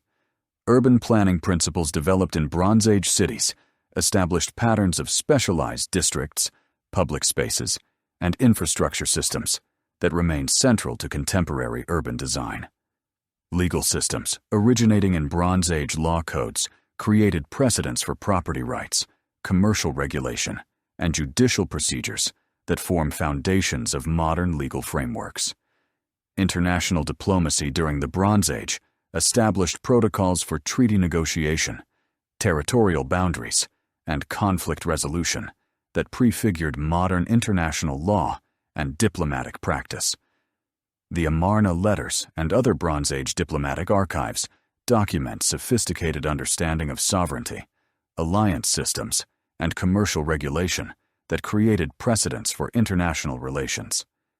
These diplomatic innovations enabled peaceful coexistence among competing powers while facilitating cultural exchange and technological diffusion.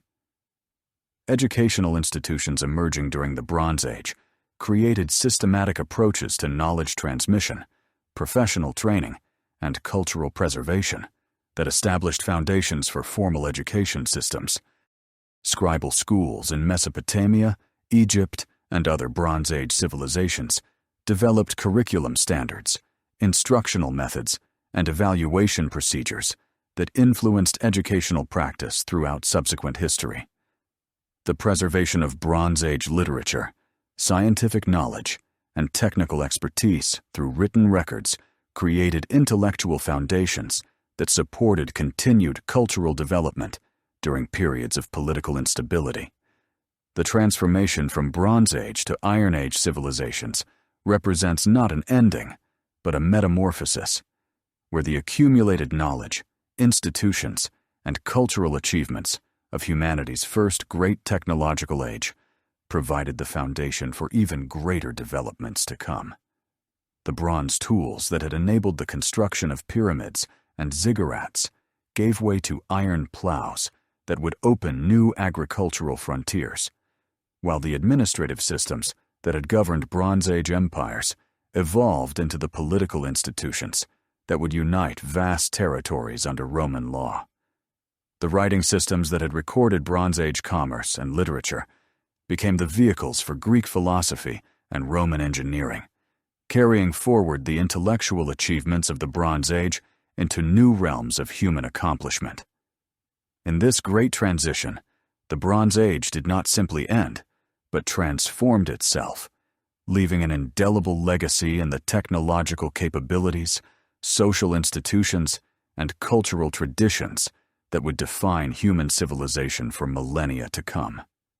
The bronze vessels that had honored Bronze Age gods found their spiritual successors in iron weapons that would defend new nations, while the trade networks that connected Bronze Age merchants evolved into the commercial systems that would bind together the Iron Age world. Thus, the Bronze Age in its ending achieved its greatest triumph, the creation of foundations so strong and innovations so profound that they would support the continued ascent of human civilization long after the last bronze sword had been forged and the final Bronze Age city had fallen to ruin.